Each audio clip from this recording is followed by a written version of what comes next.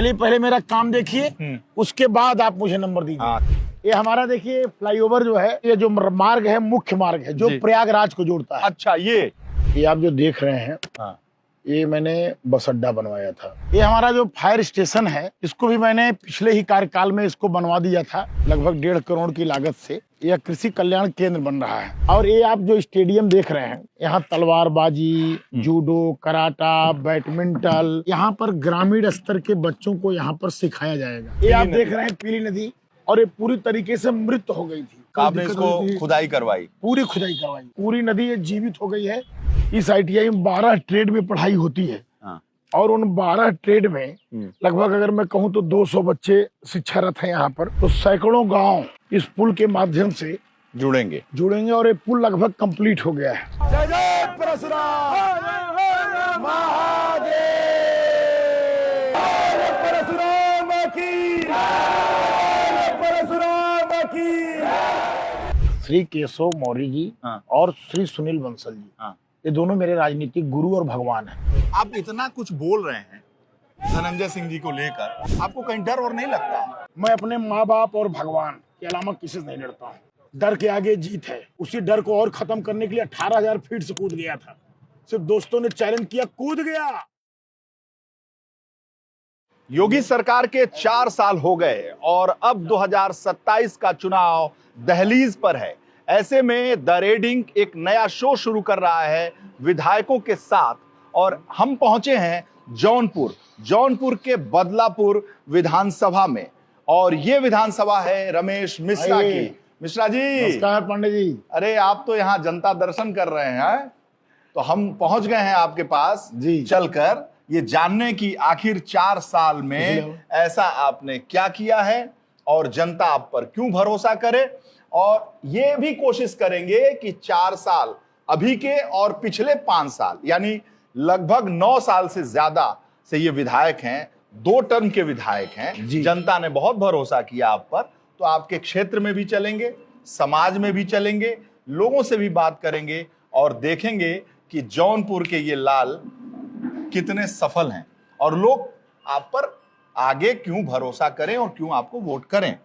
ठीक है, पहले तो आपका स्वागत है बदलापुर की धरती पर, और जहां आप स्थित हैं श्री कमलम है हमारा जी। ये बदलापुर की देवतुल्य जनता की जन समस्याओं का निराकरण करने के लिए जो है ये हमने कार्यालय बनाया है जी। और यहाँ आपका स्वागत है। और मैं आपको बताऊं, आधार कार्ड से लेकर के, राशन कार्ड से लेकर के, पेंशन से लेकर के सारी समस्याओं का निदान हम इसी कार्यालय से करते हैं, और बड़ी बड़ी समस्याओं का भी निदान करते हैं। और बदलापुर का विकास भी मेरा एक प्रयास रहता है कि केंद्र और राज्य सरकार के सहयोग से निरंतर करूं। और मैं शायद ज्यादा नहीं, मैं इतना ही कहना चाहूंगा कि बदलापुर लगभग 1 साल में पूरी तरीके से बड़े कामों से हमारा संतृप्त हो जाएगा। और अच्छा हुआ कि आप आए हैं, तो हमको आपको अपना काम भी दिखाने में अच्छा लगेगा। भाई एक फिल्म आई थी बदलापुर, जी। तो मैं जब नाम आपका सुनता हूं कि बदलापुर तो वो लगता है कि बदलापुर के हीरो हैं आप। जी। तो ये बहुत ही क्रांतिकारी धरती है, और ऐसे में आपने ये एकदम हाईवे के नजदीक बना लिया है कि लोगों को कनेक्ट करें, लोगों को जोड़ के रखें कि ताकि मामला ठीक ठाक रहे। ये ऐसा कार्यालय है जो 5 रास्ता पे है। यहाँ 5 रास्ता आता है। और जो सामने आपको हाईवे दिखाई पड़ रहा है, एक तरफ लखनऊ है, एक तरफ काशी बनारस है। सीधे लगता है कि हम एकदम बनारस और लखनऊ के बीच में बैठे हैं। और 2 घंटे आपको लगेंगे यहाँ से जाने में। बहुत प्राइम लोकेशन पर है। जनता को आने में सुविधाएं भी होती हैं। ये हमारा देखिए आप कार्यालय देख रहे हैं, इसमें हमारे जो है जिन किसी का पेंशन, अरे उसको तो हम देखें, इससे बढ़िया इस पे नजर चली गई। ये कौन सी खटिया है? हमारे एक कार्यकर्ता हैं विश्वकर्मा जी, और उन्होंने हमें एक गिफ्ट किया था जन्मदिन के अवसर पर। अच्छा। पहले एक खटिया उन्होंने हमें दिया, फिर बाद में उन्होंने कहा कि विधायक जी एक खटिया मैं और आपको देना चाहता हूँ, एक कम पड़ रहा है। तो उन्होंने हमको ये दूसरा एक और खटिया दिया। ये दोनों हमारे विश्वकर्मा जी खटिया दिए। ये आप देख रहे होंगे सामने एक धनुष लगा हुआ है। ये हमारे महमूदपुर एक गांव है, सबसे प्रथम माने 1 नंबर बूथ हमारा वहीं से शुरू होता है। अच्छा। एक उन्होंने धनुष दिया, और एक देखिए वहां तलवार उन्होंने दिया, एक त्रिशूल भी उन्होंने दिया। तो हमेशा हमको हर साल में कुछ न कुछ उनके द्वारा जो है हमको गिफ्ट मिलता रहता है। हाँ। और बहुत अच्छे कार्यकर्ता हैं, बड़ा प्यार करते हैं बदलापुर के लोग, बहुत स्नेह करते हैं। ये आपने लाइब्रेरी बना रखा है क्या? ये हमको सब हमारे लोग देते रहते हैं, जहाँ कहीं कार्यक्रम होता है हाँ। तो अधिकतर लोग किताब देते हैं, बहुत सारे लोग पुस्तक देते हैं। अब देखिए एक ये पेंट रखा है, ये जो गोबर से बना हुआ पेंट हमारे बदलापुर में बनता है। गोबर से बनाते हैं पेंट। हाँ। और हमारे प्रतिनिधि भी हैं, हाँ। ये अपना बदलापुर देखते रहते हैं। और इसके साथ साथ आप देख रहे होंगे यहाँ पर जो भी है हाँ। सब हमारे कार्यकर्ताओं के द्वारा, तो क्षेत्रीय ये जनता कभी के द्वारा। पढ़ने वढ़ने का मौका मिल पाता है? अब पढ़ने का मौका कहाँ मिल पाता है, अब पढ़ने का मौका है, कहाँ कब तक नहीं। पढ़ेंगे? तो कम से कम जनता आती है तो जो ये जो है आपका कार्यालय है, यहाँ से क्या होता है? अब यहाँ आप देख रहे हैं हमारे जो सहयोगी लोग हैं यहाँ पर, अंबुज तिवारी जी हैं, सुरेश चौहान जी हैं। हाँ। अब इस कार्यालय के माध्यम से कोई जनता, जैसे सुबह जब पब्लिक काफी आती है तो उनकी आवास माने आवास की समस्या है, शौचालय की समस्या है, किसान सम्मान निधि उनको नहीं मिल रही है, कोई भी प्रॉब्लम है, ये सब ऑनलाइन हमारा कनेक्टेड है। सारी समस्याओं का निदान यहाँ से हम लोग करते हैं। अभी हमने पीली नदी भी देखी खुदवाई, आपको मैं दिखाना चाहता हूँ, देखिए कार्यालय में रखा हुआ है। ये पूरी पीली नदी ये पूरी मृत हो गई थी। अच्छा। ये पीली नदी के ये हालत था। ये हालात था पीली नदी का। हमने श्रमदान के सहयोग से आज ये पीली नदी हमारी इस तरीके से बह रही है। बहुत सुंदर पीली नदी हमने बनवाया है। अच्छा। और 11,000 लोगों से हमने वृक्षारोपण करवाया है। और माननीय मुख्यमंत्री जी अपने हर स्पीच में जब पर्यावरण की बात आती है तो हमारे इस पीली नदी की चर्चा करते हैं, जौनपुर की पीली नदी। और 1 रुपया सरकारी बजट इसमें नहीं लगा है। अच्छा। पूरी तरीके से निःशुल्क हमने इसको खुदवाया है।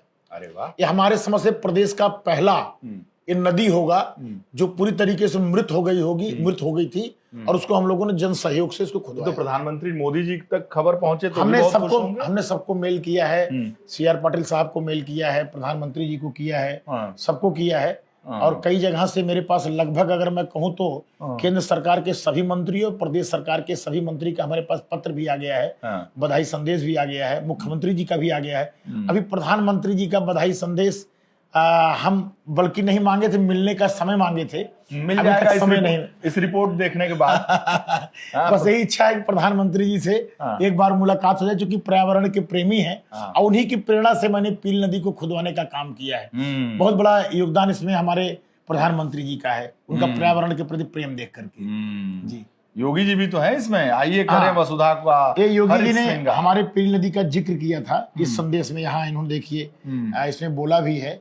तो पीली नदी का उन्होंने जिक्र किया था। ये तो बहुत नेक काम किया आपने। जी, नेक संरक्षण किया आपने, जी, प्रकृति को संरक्षित किया आपने। जी। ऐसे हम लगातार काम करते रहते हैं। अब आप देख रहे हैं ये हम अपने सभी कार्यकर्ताओं को आसानी से संवाद कर सके। हम सबको हर साल डायरी देते हैं जिसमें सभी का नाम, नंबर, हमारे कार्यकर्ता संगठन का नंबर, हमारे मंडल अध्यक्षों का नंबर, कार्यालय का नंबर, सभी अधिकारियों का नंबर। और आप देख रहे होंगे इसी किताब में हमने क्या क्या काम कराए हैं, सभी के काम का हमने जिक्र किया। देखिए ये हर साल मैं बांटता हूँ। और हमने कहाँ कहाँ क्या उपलब्धियां हासिल की हैं उसको, हम अमेरिका गए थे, एक बार 3 विधायक गए थे, उसमें भी मैं गया, एक बार 4 विधायक गए, मैं वहां भी गया। दुबई से हमने 18,000 फीट से छलांग लगा दिया था। अच्छा। उसका भी हमने कार्यकर्ता खुश होते हैं हमारे। नेशविल में हमने 5,000 की लगभग सभा कराई थी वहां पर, बहुत बड़ी, उसका भी हमने जिक्र कर दिया। राम मंदिर हम लोग यहाँ से पैदल गए थे अयोध्या, लगभग 1,000 कार्यकर्ताओं के साथ। अच्छा। मैं यहीं से पैदल गया था। और 1,000 लोग मंदिर बनने के बाद हमने दर्शन किया था यहाँ से पैदल, 3 दिन में हम लोग पहुंचे थे। और ये आप जो देख रहे हैं बहरीन, हम बदलापुर महोत्सव कराते हैं। सबसे पहला महोत्सव लखनऊ महोत्सव के बाद हमारी सरकार में बदलापुर महोत्सव शुरू हुआ। हमारे महोत्सव को बहरीन के लोगों ने देख करके मुझे वहां चीफ गेस्ट बनाया। चीफ गेस्ट बना करके वहां हमको बुलाया था बहरीन में। अगर मैं कहूं तो बदलापुर महोत्सव, सामूहिक विवाह, बदलापुर का विकास कार्य, जनता से जुड़ाव, इन सब के कारणों से आप देश विदेश से भी मेरे पास हमेशा लोग बुलाते हैं कार्यक्रम में कि आप मेरे यहाँ आइए, मेरे यहाँ आइए। और मुझे बड़ी प्रसन्नता होती है कि आज बदलापुर की देवतुल्य जनता के आशीर्वाद से लोग जानते हैं, पहचानते हैं। अच्छा, ये लिखा है शुभ लाभ श्री कमलम, इस कार्यालय का नाम है कमलम। जैसे कमल हमारा चुनाव पहचान चिन्ह है, और दूसरा गुजरात में जो कार्यालय है भाजपा का, उसका नाम श्री कमलम है। तो मैं वहां को देख करके मैंने श्री कमलम बनाया। और मैं बताना चाहता हूँ CR पाटिल साहब जो बेस्ट सांसद में उनका उनको ख्याति प्राप्त है। हाँ। तो सीआर पाटिल साहब का मैंने कार्यालय देखा। अच्छा। उनके कार्यालय में हमने जो जो चीजें देखा उसको हमने पूरा प्रयास किया कि अपने कार्यालय में करना चाहूँ। जनता संवाद, जनता की समस्याओं का निराकरण कैसे करना है, सारी समस्या का उनका निराकरण हो जाए, और आधार कार्ड, आयुष्मान भारत कार्ड हम कार्यालय के माध्यम से ही दे सकें, ऐसा हमने एक व्यवस्था बनाई है अपने कार्यालय में। कहीं न कहीं यह सीख मुझे सीआर पाटिल साहब से ही मिली। अरे वो बहुत क्रांतिकारी हैं, कभी चुनाव हारे ही नहीं वो। हाँ, और लगातार उन्होंने जी भाई प्रदेश अध्यक्ष के तौर पर ऐसी ख्याति मिली उनको, और इतनी बड़ी सफलता तो मोदी जी के जमाने में भी नहीं मिली। गुजरात में जितनी सीटें मिली हैं, तो आपने उनसे प्रेरित होके ये सब किया है। और ये आप देख रहे हैं, जैसे मैंने कहा कि लगभग 5 रास्ते पे हम लोग हैं। और हमने देखिए सामने जो मुख्य द्वार है हमारा, हमने सामने लौह पुरुष सरदार वल्लभ भाई पटेल के नाम पे हमने एक द्वार भी बनवाया है। बनारस और लखनऊ हाईवे। हाँ। अरे वाह। और उधर से अहिल्याबाई होलकर के नाम हमने गेट बनवाया है। और एक हम जो है जो संघ शताब्दी वर्ष अभी 100 वर्ष पूरा हुआ है, उसके लिए हम एक बहुत बड़ा एक पार्क भी बनवा रहे हैं यहाँ पर बगल में। ये बगल में आप बाउंड्री वाला भी तैयार हुआ है। अब धीरे धीरे इसका भी हम काम करवाने जा रहे हैं। अच्छा। एक अच्छा हमारा सोच रहता है कि कुछ ऐसा काम किया जाए, समाज को, जनता को भी फायदा हो और आम लोग उससे जुड़ सके। ये मेरा लक्ष्य रहता है। तो चलिए देखा जाए क्षेत्र में अभी आपने क्या किया है, क्या नहीं किया है। क्षेत्र में चला जाए तो? हाँ, क्षेत्र में चला जाए। खाली कहने से थोड़ी होगा, देखूंगा ना। यही तो मैं सबसे कहता हूँ। जब कोई मेरे ऊपर टीका टिप्पणी कहता है, मैं सीधे कहता हूँ आइए हम आपको अपना काम दिखाएं। उसके बाद हमको नंबर दीजिए। हमको नंबर कभी मत दीजिए। अगर मैं कहता हूँ मुझे 80 नंबर दीजिए, मत दीजिए आप। चलिए पहले मेरा काम देखिए, उसके बाद आप मुझे नंबर दीजिए। काम बोलता है। मैं बहुत स्वागत करता हूँ इस चीज के लिए कि आप मेरा काम देखने। और क्या, ऐसे तुक्के में थोड़ी माने। नेता तो भाई बोलते ही है। आइए कि हमने ये किया, हमने वो किया। आइए बैठिए। चलिए बैठिए, आइए पांडे जी, तो आपको दिखाते हैं बदलापुर का विकास। बदलापुर जो मैंने 9 सालों में किया है, वह विकास आप देखिए और आप खुद ताजुब करेंगे। 2026 में दिसंबर माह के पहले तक हम बदलापुर को बड़े कामों से संतृप्त कर देंगे। बड़े कामों का मतलब जो एक विधायक का काम होता है, और ये बहुत बड़ी बात है। संतृप्त शब्द कहना शायद कोई आज तक विधायक किसी ने कहा होगा, और सिर्फ मैं इसलिए कहता हूं कि मैं काम कर रहा हूं, मैं विकास कर रहा हूं। आज आप जान लीजिए हमारे यहाँ लगभग 17 पुल बन रहे हैं, बड़े बड़े ब्रिज। 17 बड़े बड़े ब्रिज बन रहे हैं। भोजनाथ घाट का पुल है, कारोबीर घाट का पुल है जो सई नदी पर है। हमने जो हमारे यहाँ गोमती नदी है उस पर हमने बेलावम पुल बनवाया। एक इमिलिया घाट पुल बनवाया। पीरी नदी जिसकी जिक्र अभी कर रहे थे, उस पर हमने कम से कम 4-5 पुल बनवाया। डेहुड़ा का पुल बनवाया, औरंगाबाद में हमने पुल बनाया, और अभी भी हमने 3-4 ब्रिज पास कराए। अब आप ये समझिए कि ब्रिज के मामले में अगर मैं कहूं तो मेरे बदलापुर में अब किसी प्रकार का उत्तर प्रदेश सरकार से ब्रिज नहीं चाहिए। कोई विधायक कह सकता है ऐसा? भाई लोग कह रहे हैं शब्द का प्रयोग किया, संतृप्त। यस, संतृप्त तो मतलब जल्दी होता ही नहीं। हाँ, जल्दी होता ही नहीं। अगर आप सड़कों की बात करें तो पुल की बात मैंने कहा, अगर आप सड़कों की बात करेंगे, सड़कों में हमारी स्थिति आज की डेट में यह है कि लगभग 80% सड़कें बन गई हैं। चौड़ीकरण की जो महत्वपूर्ण सड़कें जो कम से कम 10-20-50 गांव को जोड़ती हैं, अगर ऐसी सड़कों की मैं बात करूं तो मात्र हमारे पास 3 या 4 सड़क रह गई है। और उन 3-4 में मुझे ऐसा लगता है कि अभी 1-2 महीने के अंदर 2 पास हो जाएगी, और अभी हमारे पास दिसंबर तक का माह समय है। तो यानी कि इस साल में मैं 4 सड़कें पास करा के जनता को समर्पित करके दे दूंगा चलने के लिए। तो आप सोचिए हमारे पास न सड़क रह गया, न पुल रह गया। आप जितनी स्पीड से काम कर रहे हैं बाकी विधायक तो रोते हैं, कहते हैं कि अधिकारी सुन नहीं रहे हैं, प्रमुख सचिव सुन नहीं रहे हैं, जिला अधिकारी, एसपी, कप्तान कोई सुन नहीं रहा है। तो काम हो कैसे रहा है तब फिर? अब देखिए ऐसा है, मैं सुनवाने का तरीका जानता हूं। जहां जैसी आवश्यकता पड़ती है उस चीज का प्रयोग करता हूं। कहीं प्यार से काम हो जाता है, जहां प्यार से नहीं काम होता है तो थोड़ा वहां पर दूसरा भी रूप दिखाना पड़ता है, लेकिन लगभग प्यार से काम हो जाता है। और आज उसी की देन है कि मैं संतृप्त कह रहा हूं, और आपको कुछ महत्वपूर्ण काम दिखाने जा रहा हूं। जैसे हमारा रेलवे का फ्लाईओवर बहुत इंपॉर्टेंट काम था, थोड़ी गति उसकी धीरे हो गई क्योंकि ड्राइंग 3-4 बार चेंज हुआ रेलवे के द्वारा, लेकिन आप समझो बदलापुर की बहुत बड़ी उपयोगिता है। हमने ITI बनवाया, कड़ेरेपुर गांव है एक, ITI बन, बहुत बड़ी बिल्डिंग हमने बनवाया ITI की, और कम से कम अगर मैं कहूँ तो 14-15 ट्रेड में वहाँ पढ़ाई हो रही है। अच्छा। और फायर स्टेशन हमने बनवाया, यहाँ आग जब लगती थी तो जौनपुर से दमकल आती थी। और आप ये जान लीजिए कि मेरे विधायक बनने के बाद, 17 में विधायक बनने के बाद, उत्तर प्रदेश की सरकार की कृपा से, माननीय योगी जी की कृपा से, आज जो बस अड्डा हमारा, जो फायर स्टेशन बना है, कृपा से, बस उनके उनके मुख्यमंत्री की घोषणा से हमको मिला था। मुख्यमंत्री की घोषणा कहाँ का? वो तो काम है ना मुख्यमंत्री का। देखिए वो संत है, और संत के नाते कृपा शब्द जोड़ना पड़ता है। सिर्फ अगर मुख्यमंत्री होते तो शायद मैं ये शब्द नहीं जोड़ता, क्योंकि एक मठ के मठाधीश्वर हैं, गोरक्ष पीठ एक बड़ा पीठ है, इसके नाते कहीं न कहीं उसमें सरकार की, तो मैंने पहले सरकार का ही नाम लिया, उसके बाद मैंने कहा कि कृपा।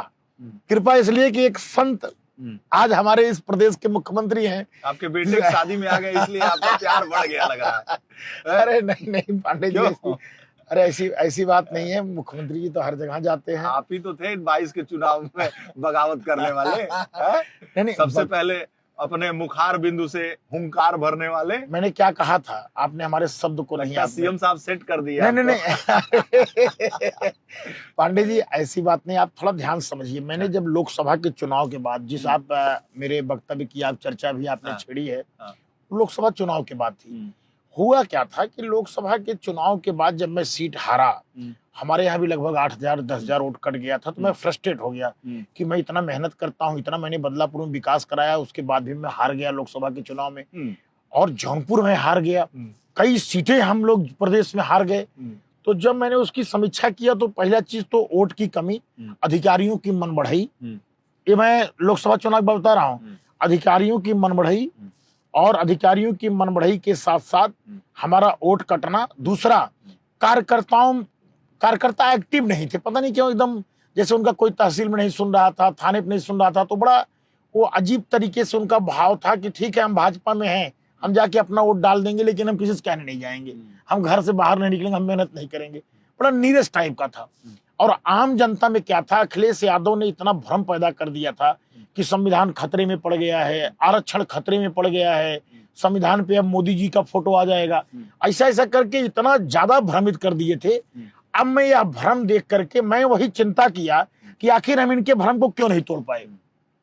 या बड़े बड़े नेता जो हमारे उत्तर प्रदेश में मंत्री हैं, उन सबको तोड़ना चाहिए था, सारे नेताओं को लगना चाहिए था। वो कैसे नहीं टूटा वो भ्रम? अगर वो भ्रम टूट गया होता तो हम लोग जो है कम से कम 65 सीटें 60 सीटें यहाँ जीते। आपको लगता है कि जो मंत्री थे बड़े बड़े हुटर लेके सूटर लेके चल रहे हैं, वो भ्रम क्यों नहीं तोड़ पाए?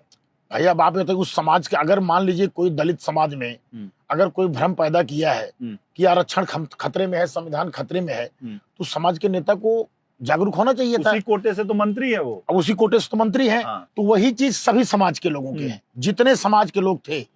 अब मैं किसी समाज का नाम नहीं लूंगा, नहीं तो बहुत बड़ा मुद्दा बन जाएगा, लेकिन मैं यह बड़ा स्पष्ट कह रहा हूं, हम जब यह चीजें देखें तो मुझे ऐसा लगा कि इन लोगों ने दिल से काम नहीं किया, अपने समाज को समझा नहीं पाए। आरक्षण और ये जो संविधान का खतरा था उसको इन्होंने उनके दिमाग से उतार नहीं पाया, और हम हार गए चुनाव। मैंने अपना फ्रस्ट्रेशन निकाला। मैंने क्या कहा था, मुझे आज भी शब्द याद है। हमने कहा था कि केंद्रीय नेतृत्व को उत्तर प्रदेश के चुनाव में फोकस करना पड़ेगा। अगर 27 में आप चुनाव जीतना चाहते हैं तो यहाँ पर कड़े और बड़े निर्णय लेना पड़ेगा, कड़े बड़े निर्णय लेना पड़ेगा, और कड़े बड़े निर्णय के साथ जो भ्रम पैदा है नीचे, उसको आपको दूर करना पड़ेगा। ये बात मैंने कही। अब आप बताइए मैंने क्या गलत कह दिया? अब उसमें जो मैंने कड़े बड़े निर्णय कह दिया, उसको आपके मीडिया के साथियों ने इतना र्यूमराइज कर दिया कि मैं जो है मुख्यमंत्री खिलाफ बोल रहा हूँ, ये बोल रहा हूँ, ये बोल रहा हूँ। उसी में लाइन कहा कि हाई कमान को हस्तक्षेप करना पड़ेगा, दिल्ली की टीम को यहाँ हस्तक्षेप करना पड़ेगा। यानी योगी जी के नेतृत्व में, योगी जी के साथ जो ये मंत्री और डिप्टी सीएम बने हुए हैं, और ये इतने कैबिनेट मंत्री, स्वतंत्र प्रभार के मंत्री, राज्य मंत्री जो लाओ लश्कर और पूरी सुविधा का भोग कर रहे हैं, वो कुछ नहीं कर पा रहे हैं। इसलिए अमित शाह और मोदी जी को लगना पड़ेगा। यही तो कहना चाह रहे थे आप। मेरा भाव क्या है कहने का, आप समझिए। हमारे यहाँ एक व्यवस्था है, जिले से नाम जाता है टिकट का, अरे प्रदेश सर, ये है, सब प्रदेश व्यवस्था आता है सब पता दिल्ली है, में, लेकिन मंत्री वो सब पता लेकिन है। निर्णय कहाँ से आपने होता कहा है ना कि भाई साहब? हाईकमान को लगना पड़ेगा, पांडे जी, केंद्रीय दिल्ली को लगना मैं इसलिए पड़ेगा। कहा कि केंद्रीय नेतृत्व ही चुनाव लड़ रहा है। आज बंगाल में कौन चुनाव लड़ रहा है? अभी महाराष्ट्र में चुनाव हुआ था, कौन चुनाव लड़ रहा यही तो था? बात है। हरियाणा में कौन चुनाव यही लड़ रहा तो था? बात है मिश्रा जी, जब हैं? केंद्रीय नेतृत्व मध्य चुनाव प्रदेश लड़- में कौन चुनाव लड़ रहा था? हाँ। जब केंद्रीय नेतृत्व के ही नेतृत्व में हम चुनाव लड़ते हैं, हाँ। तो 2027 का चुनाव भी तो हम तो केंद्रीय नेतृत्व के ही नेतृत्व में लड़ेंगे। तो लोकसभा चुनाव हैं? केंद्रीय नेतृत्व में नहीं लड़े थे? लड़े थे, लेकिन कहीं ना कहीं हमसे चूक हुई, हम उनके भ्रम को नहीं दूर वो कर तो पाए। केंद्रीय नेतृत्व का ही चुनाव था, वहां हाँ, तो मोदी जी को प्रधानमंत्री मोदी बनना जी था। का ही चुनाव था, आपका बात सही है। हाँ। लेकिन हम भ्रम को नहीं दूर कर पाए। उनके अंदर जो भ्रम था संविधान के खिलाफ, हाँ। कहीं ना कहीं हम अपना भी दोष मानते हैं। हाँ। उसमें रमेश मिश्रा का भी दोष है। हाँ। हम विधायक हैं, हमारा भी दोष है, हम भ्रम नहीं तोड़ पाए। अरे आप तो संतृप्त वाली स्थिति में हैं। आपने बहुत मेहनत किया है, कहाँ आपका कोई दोष लग रहा है मुझे? हैं? नहीं, देखिए, हमारा दोष इसलिए है, जब अपनी विधानसभा में जीत नहीं दिला पाए लोकसभा में, हाँ। तो दोष मेरा भी है। हमको कम से कम अपने आपने विकास। चिट्ठी लिखी, बवाल हो गया, रमेश मिश्रा ने आवाज उठा दी, बगावत कर दी, बुलंद आवाज में चुनौती दे दी मुख्यमंत्री को, योगी आदित्यनाथ कोई जी बगावत को। नहीं, आपके मीडिया के लोगों ने जो है उसको दूसरे ढंग पे डाल दिया। मीडिया तो मैंने बहुत मतलब सबसे कमजोर गाय सर, है। मैंने सिर्फ उसको कड़े भूलना और दो। बड़े, मैंने सिर्फ कहा था कड़े और बड़े निर्णय लेना चाहिए। हाँ। उस निर्णय में भी एक, अगर मैं नहीं चुनाव जिता पा रहा हूं बड़े तो और मुझे बड़े निर्णय में आपने सोचा कि सत्ता में बदलाव चलिए, हम होना आ गए चाहिए। हैं फ्लाईओवर। आ गए, आइए आइए, उस पर भी बात होती रहेगी जी। पहले आपके विकास काम को देख लें, बाकी तो ये सब चलता ही रहेगा। ये हमारा देखिए फ्लाईओवर जो है, हाँ। ये अगर मैं कहूँ तो ये जो मार्ग है, मुख्य मार्ग है जो जी। प्रयागराज को जोड़ता है। अच्छा, यही मार्ग हमारा प्रयागराज जाता है। हाँ। और ये प्रयागराज को जोड़ने का काम करता है। हाँ। और ये मार्ग अगर आप इधर जाएंगे, हाँ। इधर जाता है गोरखपुर। हाँ। ये गोरखपुर, बलिया हाँ।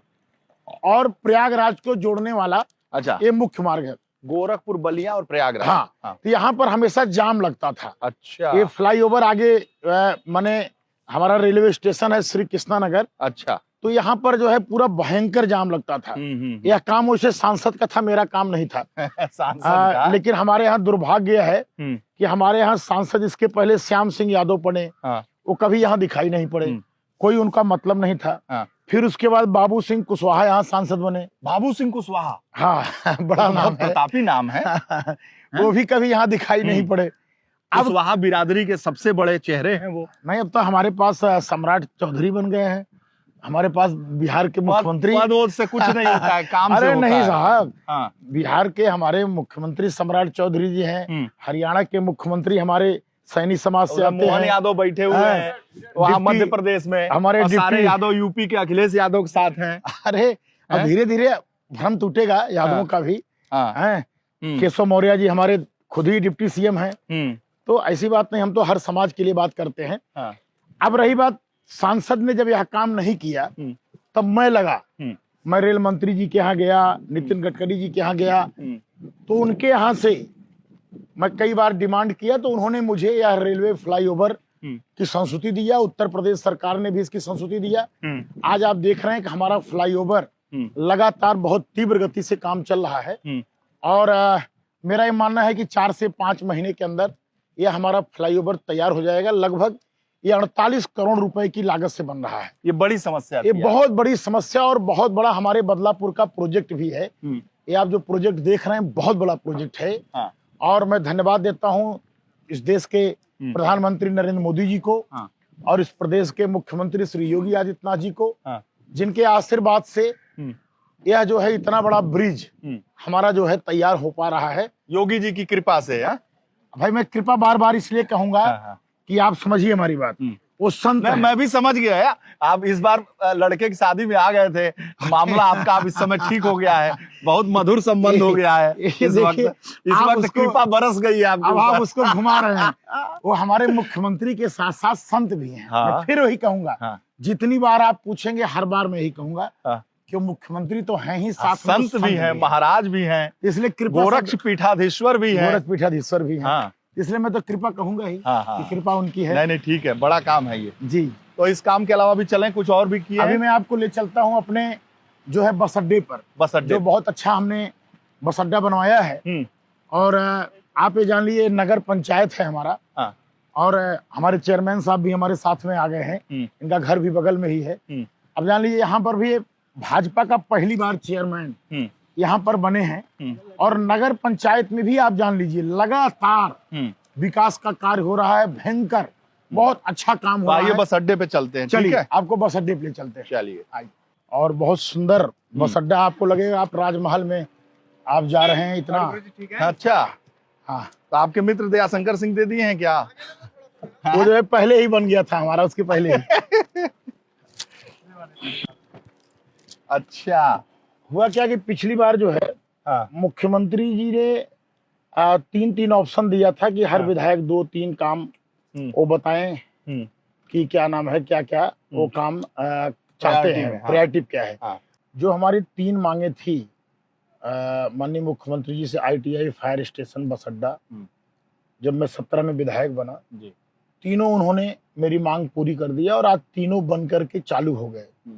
और मेरे लिए बड़ी खुशनसीबी की बात है। और उस समय PWD मंत्री थे केशव मौर्य, श्री केशव मौर्य जी। केशव मौर्य जी की बड़ी कृपा रही हमारे ऊपर, बहुत, वो तो हमको भी पता है। केशव मौर्य जी ने, आप ये जान लीजिए कि कम से कम मेरे पिछले ही कार्यकाल में जितने बड़े पुल थे, लगभग अगर मैं कहूँ तो मुझे उन्होंने 8-9 पुल अपने कार्यकाल में ही दे दिए। उन्हीं के खेमे में है ना आप। अरे खेमा है आप कहाँ है यार? आप देखिए, आप पत्रकार लोग ये जो है एमा खेमा बता के जो है ऐसा मत करिए महाराज। बड़े और बड़े कदम उठाने पड़ेंगे महाराज। तो मैं देखिए भाजपा का शुभ चिंतक हूँ, मैं हमेशा चाहूंगा भाजपा सरकार बनी रहे। हर सरकार में, हर पार्टी में गुट होते हैं। नहीं, तो गुट हमारे यहाँ कोई गुटबाजी उस 17 की सरकार में आप केशव गुट में थे। उनकी असीम कृपा, कहिए कि श्री केशव मौर्य जी की असीम कृपा से मेरे ऊपर धन वर्षा हुई मैंने क्षेत्र में, और मैं संतृप्त हो गया। देखिए पांडे जी, केशव जी मेरे अभिभावक है, राजनीतिक गुरु है। ये दम वाली बात हुई। सुनील बंसल जी ये दम वाली बात है। ये दम की बात आपने कहा? दम की बात नहीं, आपने क्या कहा? जब मैं श्री केशव जी, श्री केशव मौर्य जी और श्री सुनील बंसल जी, ये दोनों मेरे राजनीतिक गुरु और भगवान हैं। ये मैं बड़ा स्पष्ट कहना चाहता हूँ। क्यों कहना चाहता हूँ, सुनिए आप। जब मैं राजनीति में आया तो उस समय प्रदेश अध्यक्ष थे केशव मौर्य जी, संगठन मंत्री थे सुनील बंसल जी। भाजपा में मेरी कोई बहुत जान पहचान या कोई बहुत पकड़ नहीं थी, लेकिन एक अच्छा कार्यकर्ता, उनके अंदर एक परख थी कि कार्यकर्ता अच्छा कौन है, कौन अच्छा काम कर सकता है, कौन हमारी पार्टी को आगे बढ़ा सकता है, कौन चुनाव जीत सकता है। उसको उनके अंदर जो परख थी, वो पारखी निगाहें, कहीं ना कहीं मैं जानता भी नहीं था कि मुझे टिकट मिलेगा। बदलापुर से मैं शाहगंज से टिकट मांग रहा था और बाद में मुझे मना भी हो गया कि शाहगंज सहयोगी दल में चला गया है, आपको टिकट नहीं मिलेगा। हम निराश भी हो गए थे, लेकिन केशव जी भाई साहब ने कहा कि रमेश तुम चिंता मत करो, तुम्हारी चिंता होगी। उनकी यही शब्द, तुम्हारी चिंता होगी, मेरे दिमाग में कहीं ना कहीं मेरे नर्वसपना को दूर किया। और देखिए एकाएक फिर बाद में मेरे पास खबर आई कि आप क्या बदलापुर से चुनाव लड़ना चाहते हैं। हम कह रहे साहब, हमको अंडमान निकोबार से लड़ा दीजिए, लड़ जाएंगे, बदलापुर तो हमारा घर है, बगल में है। फिलहाल टिकट मिल गया मुझे बदलापुर से और मैं 17 में विधायक बन गया।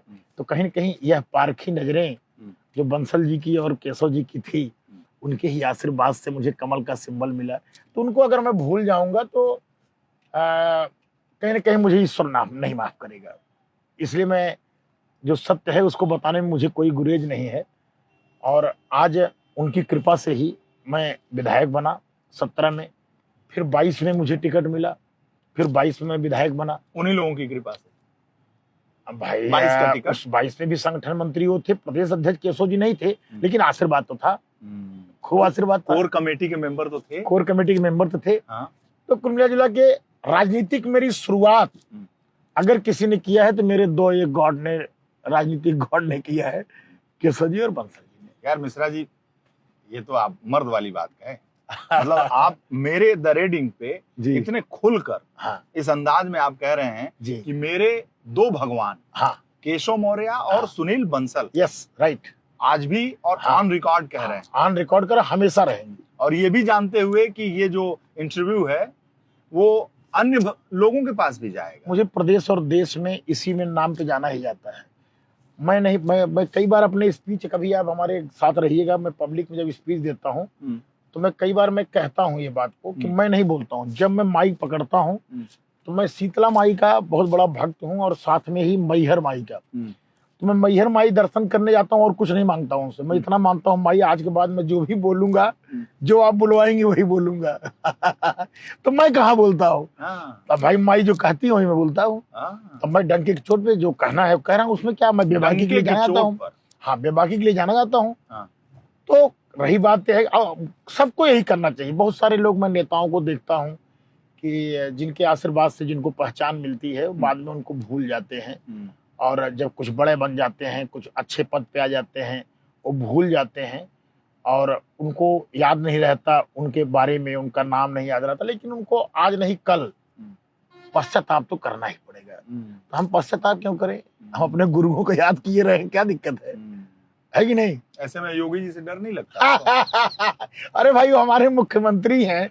हम अभी तक संगठन की बात कर रहे थे, पार्टी के गोलबंदी। अरे गोलबंदी हम नहीं मानते। केशव जी के साथ है, बंसल जी के साथ है, और वहाँ दिल्ली या केशव और ये सब तो तलवारें चली रही है। ये आपके मीडिया वालों का है, हम ही लोग दोषी हैं भाई। देखिए, मैं एक संगठन की बात किया। केशव जी संगठन के व्यक्ति थे, बंसल जी संगठन के व्यक्ति थे।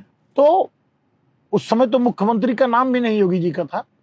जिस समय 17 में चुनाव लड़ने आया था साहब, उस समय तो किसी ने तक नहीं जानता था, यही दो ही नेता जानता ही था। आप बताइए मैं कैसे, अब कब मैंने इस तरीके से मुझे मत भरवाइए आप। देखिए, उस समय योगी जी का नाम नहीं था सीएम पर, और आज बहुत सारे मिनिस्टर भी होंगे तो उनको भी कोई नहीं जानता था कि ये मिनिस्टर बनेंगे। आप बताइए, आप तो पत्रकार थे, हमको लग रहा है एबीपी में थे आप उस समय। क्या आपको पता था कि जो मंत्री बने हैं 17 में, सबका नाम आपको पता था? भाजपा में तो आप पता नहीं सकते थे कि कौन बनेगा, क्या बनेगा, का ही नाम पता नहीं था। तब तो आप ये सोचिए, जब किसी का नाम ही नहीं पता था कौन क्या बनेगा, यही दो थे, यही दो थे, और आज भी हैं, और सदा जन्म जन्मांतर तक यही रहेंगे। अच्छा, अरे भाई, कमल से मुझे 2 बार विधायक इन लोगों ने बनवाया, केशव और Bansal. Yes yes yes yes. कहते हैं कि केशव मौर्य गजब के संगठन करता है और वो पार्टी के कार्यकर्ताओं के दिल में बस कोई जोड़ नहीं, कोई जोड़ नहीं, कोई जोड़ नहीं। केशव जी का देखिए कोई जोड़ नहीं है, बहुत दमदार व्यक्ति हैं और आपके साथ है तो है। वो व्यक्ति माने कि उनके अंदर एक दम है, सत्य को सत्य कहने का, सत्य को असत्य कहने का। और हम लोग कभी कोई मुसीबत आफत भी पड़ती है, जिस तरीके से वो दमदारी से साथ खड़े होते हैं, ये बड़ी बात है। केशव जी के अंदर एक गुण है, क्योंकि वो विश्व हिंदू परिषद से रहे हैं, वो छोटे से कार्यकर्ता से आज इतना ऊपर पहुंचे हैं, तो उनको कार्यकर्ता कैसे संवारा जाता है, कैसे संभाला जाता है, उनको सब पता है। इसलिए वो जो है, मुझे उन्होंने बताया कि एक कार्यकर्ता बनाने में 25-30 साल लग जाते हैं, और आपकी एक भाषा से, एक बात से आहत होकर आपकी पार्टी के 25 साल की तपस्या को आप यूं ही खत्म कर देते हैं।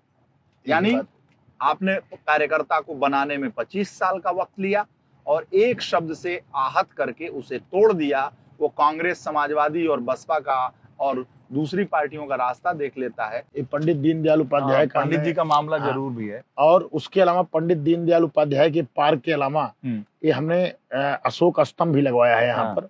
इस पे लिखा हुआ है लोकार्पण माननीय योगी आदित्यनाथ जी। हाँ, तो ये नगर पंचायत से हमने करवाया था, उनका भी नाम लिखा है, हमारा भी नाम लिखा है, और उस समय तत्कालीन मंत्री का भी नाम लिखा है।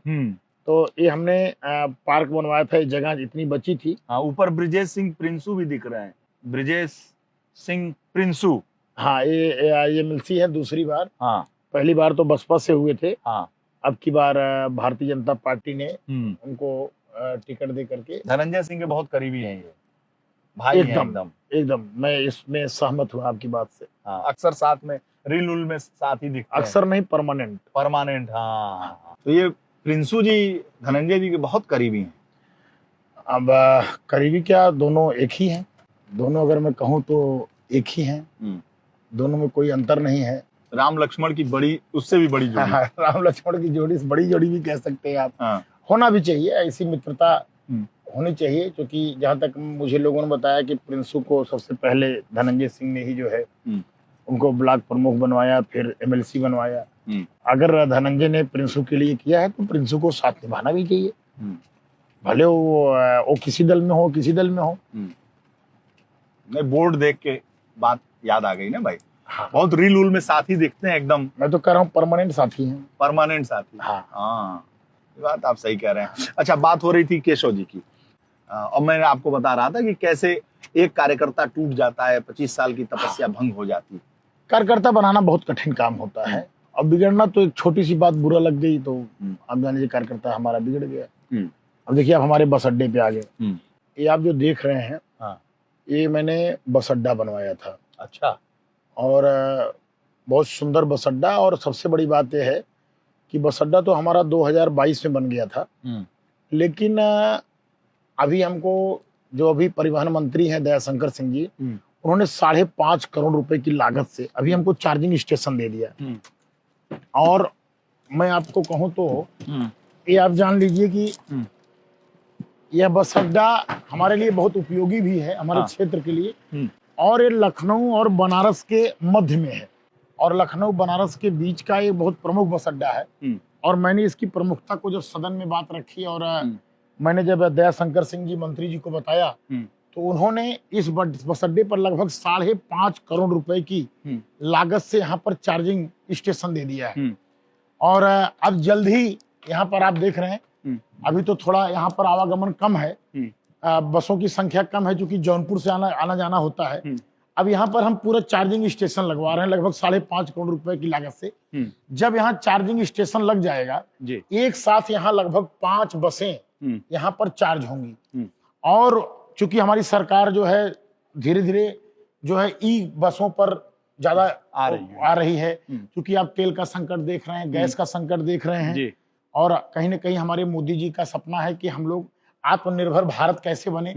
तो आत्मनिर्भर भारत बनने में एक प्रकार से इसीलिए सोलर हम लोग आजकल आप देख रहे होंगे, कुसुम वो जो योजना चलाते हैं, सोलर पंप हम लोग बनवाते हैं। तो हम लोग सोलर पर डिपेंडेंट हो रहे हैं, इलेक्ट्रिक पर डिपेंडेंट हो रहे हैं। उसका सबसे बड़ा कारण यही है।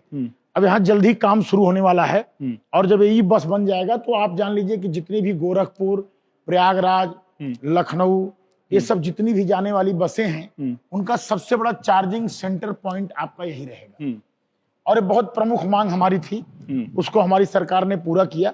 और जस्ट सामने आप देख रहे हैं फायर स्टेशन, अभी हम वहां भी आपको लेकर चलते हैं। अच्छा। ये सब हमारे कार्यकाल में बनी है, और सबका उद्घाटन मैंने लगभग 2022 में इन सब का उद्घाटन करके हमने जनता को समर्पित किया है। और ये हमारे बदलापुर के लिए बहुत ही उपयोगी है। और ये जो फायर स्टेशन है, नमस्ते पाल जाओ, ठीक है आप? ठीक ठीक। अब ये सड़क भी हम चौड़ीकरण करवा रहे हैं, जिससे पाल नमस्कार, जिससे कि बसों को आने जाने में कोई दिक्कत भी ना हो। और यह फायर स्टेशन हमारा बहुत महत्वपूर्ण इसलिए हो गया है कि जौनपुर से जो आती थी गाड़ियां दमकल की, तो होता क्या था कि तब तक पूरा घर जल गया, पूरी संपत्ति नष्ट हो गई, खेत जल गया। अब हमारे यहाँ क्या है कि कोशिश हमारी रहती है कि 15-20 मिनट के अंदर हम बस जो है फायर ब्रिगेड की गाड़ियां मौके पर पहुंचा सके। बहुत सारी संपत्तियां हमने इस फायर ब्रिगेड के माध्यम से बचाने का काम किया है, बहुत सारी हमारी संपत्ति बची है। और यही बीच में भी एक आप देख रहे होंगे राम जानकी मंदिर है, ये जो जस्ट सामने है। यानी हमारी सरकार कितना बड़ा काम करती है। मैं आपको जिस जगह पे लाया हूँ, 3 प्रोजेक्ट एक साथ दिखाने जा रहा हूँ। बंधन योजना से मैं लगभग 1.5 करोड़ रुपए पास करवाया हूँ। ये पूरा आपका सौंदर्यीकरण होने जा रहा है राम जानकी मंदिर। अरे वाह। तो आप समझिए मंदिर का सौंदर्यीकरण हो गया, पीछे हमारा बस अड्डा हो गया, आगे हम आपको फायर स्टेशन पर लेके जा रहे हैं। फायर स्टेशन पे चलते हैं जी। ये हमारा जो फायर स्टेशन है, इसको भी मैंने पिछले ही कार्यकाल में इसको बनवा दिया था। और ये आवासीय परिसर भी यहाँ पर बना हुआ है। यहाँ के जो अधिकारी कर्मचारी हैं, उनके लिए रहने की भी व्यवस्था यहीं पर है। अच्छा। और आप देख रहे हैं कि हमारी लगभग 2-3 दमकल गाड़ियां भी यहाँ पर खड़ी रहती हैं।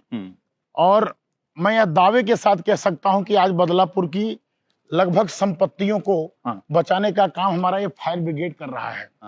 बहुत अच्छा काम कर रहा है, बहुत अच्छा रिस्पांस रहता है। और कभी कोई शिकायत भी नहीं मिलती है। ये भी जो है 22 तक बनकर 22 तक बन के तैयार हो गया था। अच्छा। 11 लोगों का यहाँ एक हमारा स्टाफ भी है। और आप देख रहे हैं 1, 2, 3, 4 गाड़ियां हमारी यहाँ पर हैं। तो 17 में आपने योगी जी से मांगा था कि हमारे यहाँ बस अड्डा हो, फायर स्टेशन हो और वो पुल हो। हाँ, बस अड्डा, फायर स्टेशन और ITI। ये आप देख रहे हैं यहाँ आवासीय परिसर भी है। और यहाँ हमारे, और हमको लग रहा है 2 BHK का फ्लैट, बहुत सुंदर। बहुत आपने फायर स्टेशन देखा होगा, लेकिन ये हमारा जो फायर स्टेशन है, अगर मैं कहूँ ऐसा बस अड्डा, ऐसा फायर स्टेशन आपको कम मिलेगा देखने को। बहुत सुंदर, सारे स्टाफ के लिए रहने की व्यवस्था बढ़िया, एकदम सारी समुचित व्यवस्थाएं बेहतरीन व्यवस्था के साथ यह बना हुआ है। आइए अब हम देखिए पहुंच गए हैं अपने बिजली विभाग के वर्कशॉप पर। अच्छा।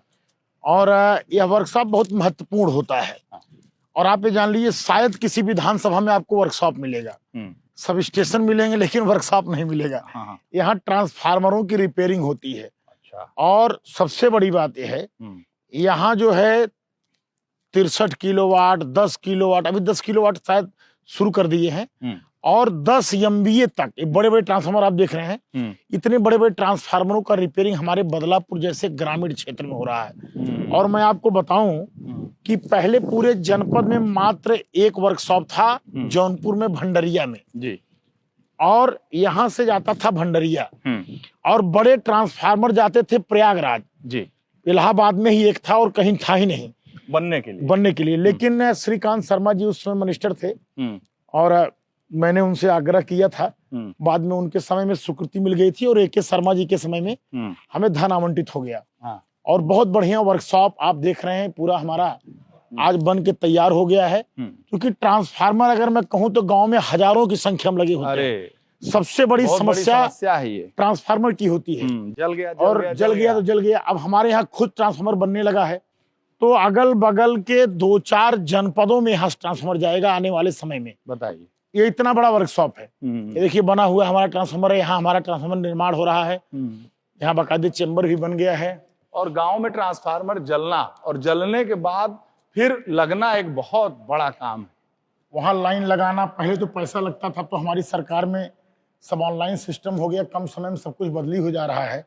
अरे अभी और नहीं हो रहा है। नहीं, तब भी हमारे यहाँ तो हो ही जा रहा है। आज भी यही सब पैसा बिना काम नहीं करते, इसीलिए तो हमने अपने यहाँ वर्कशॉप बनवा लिया।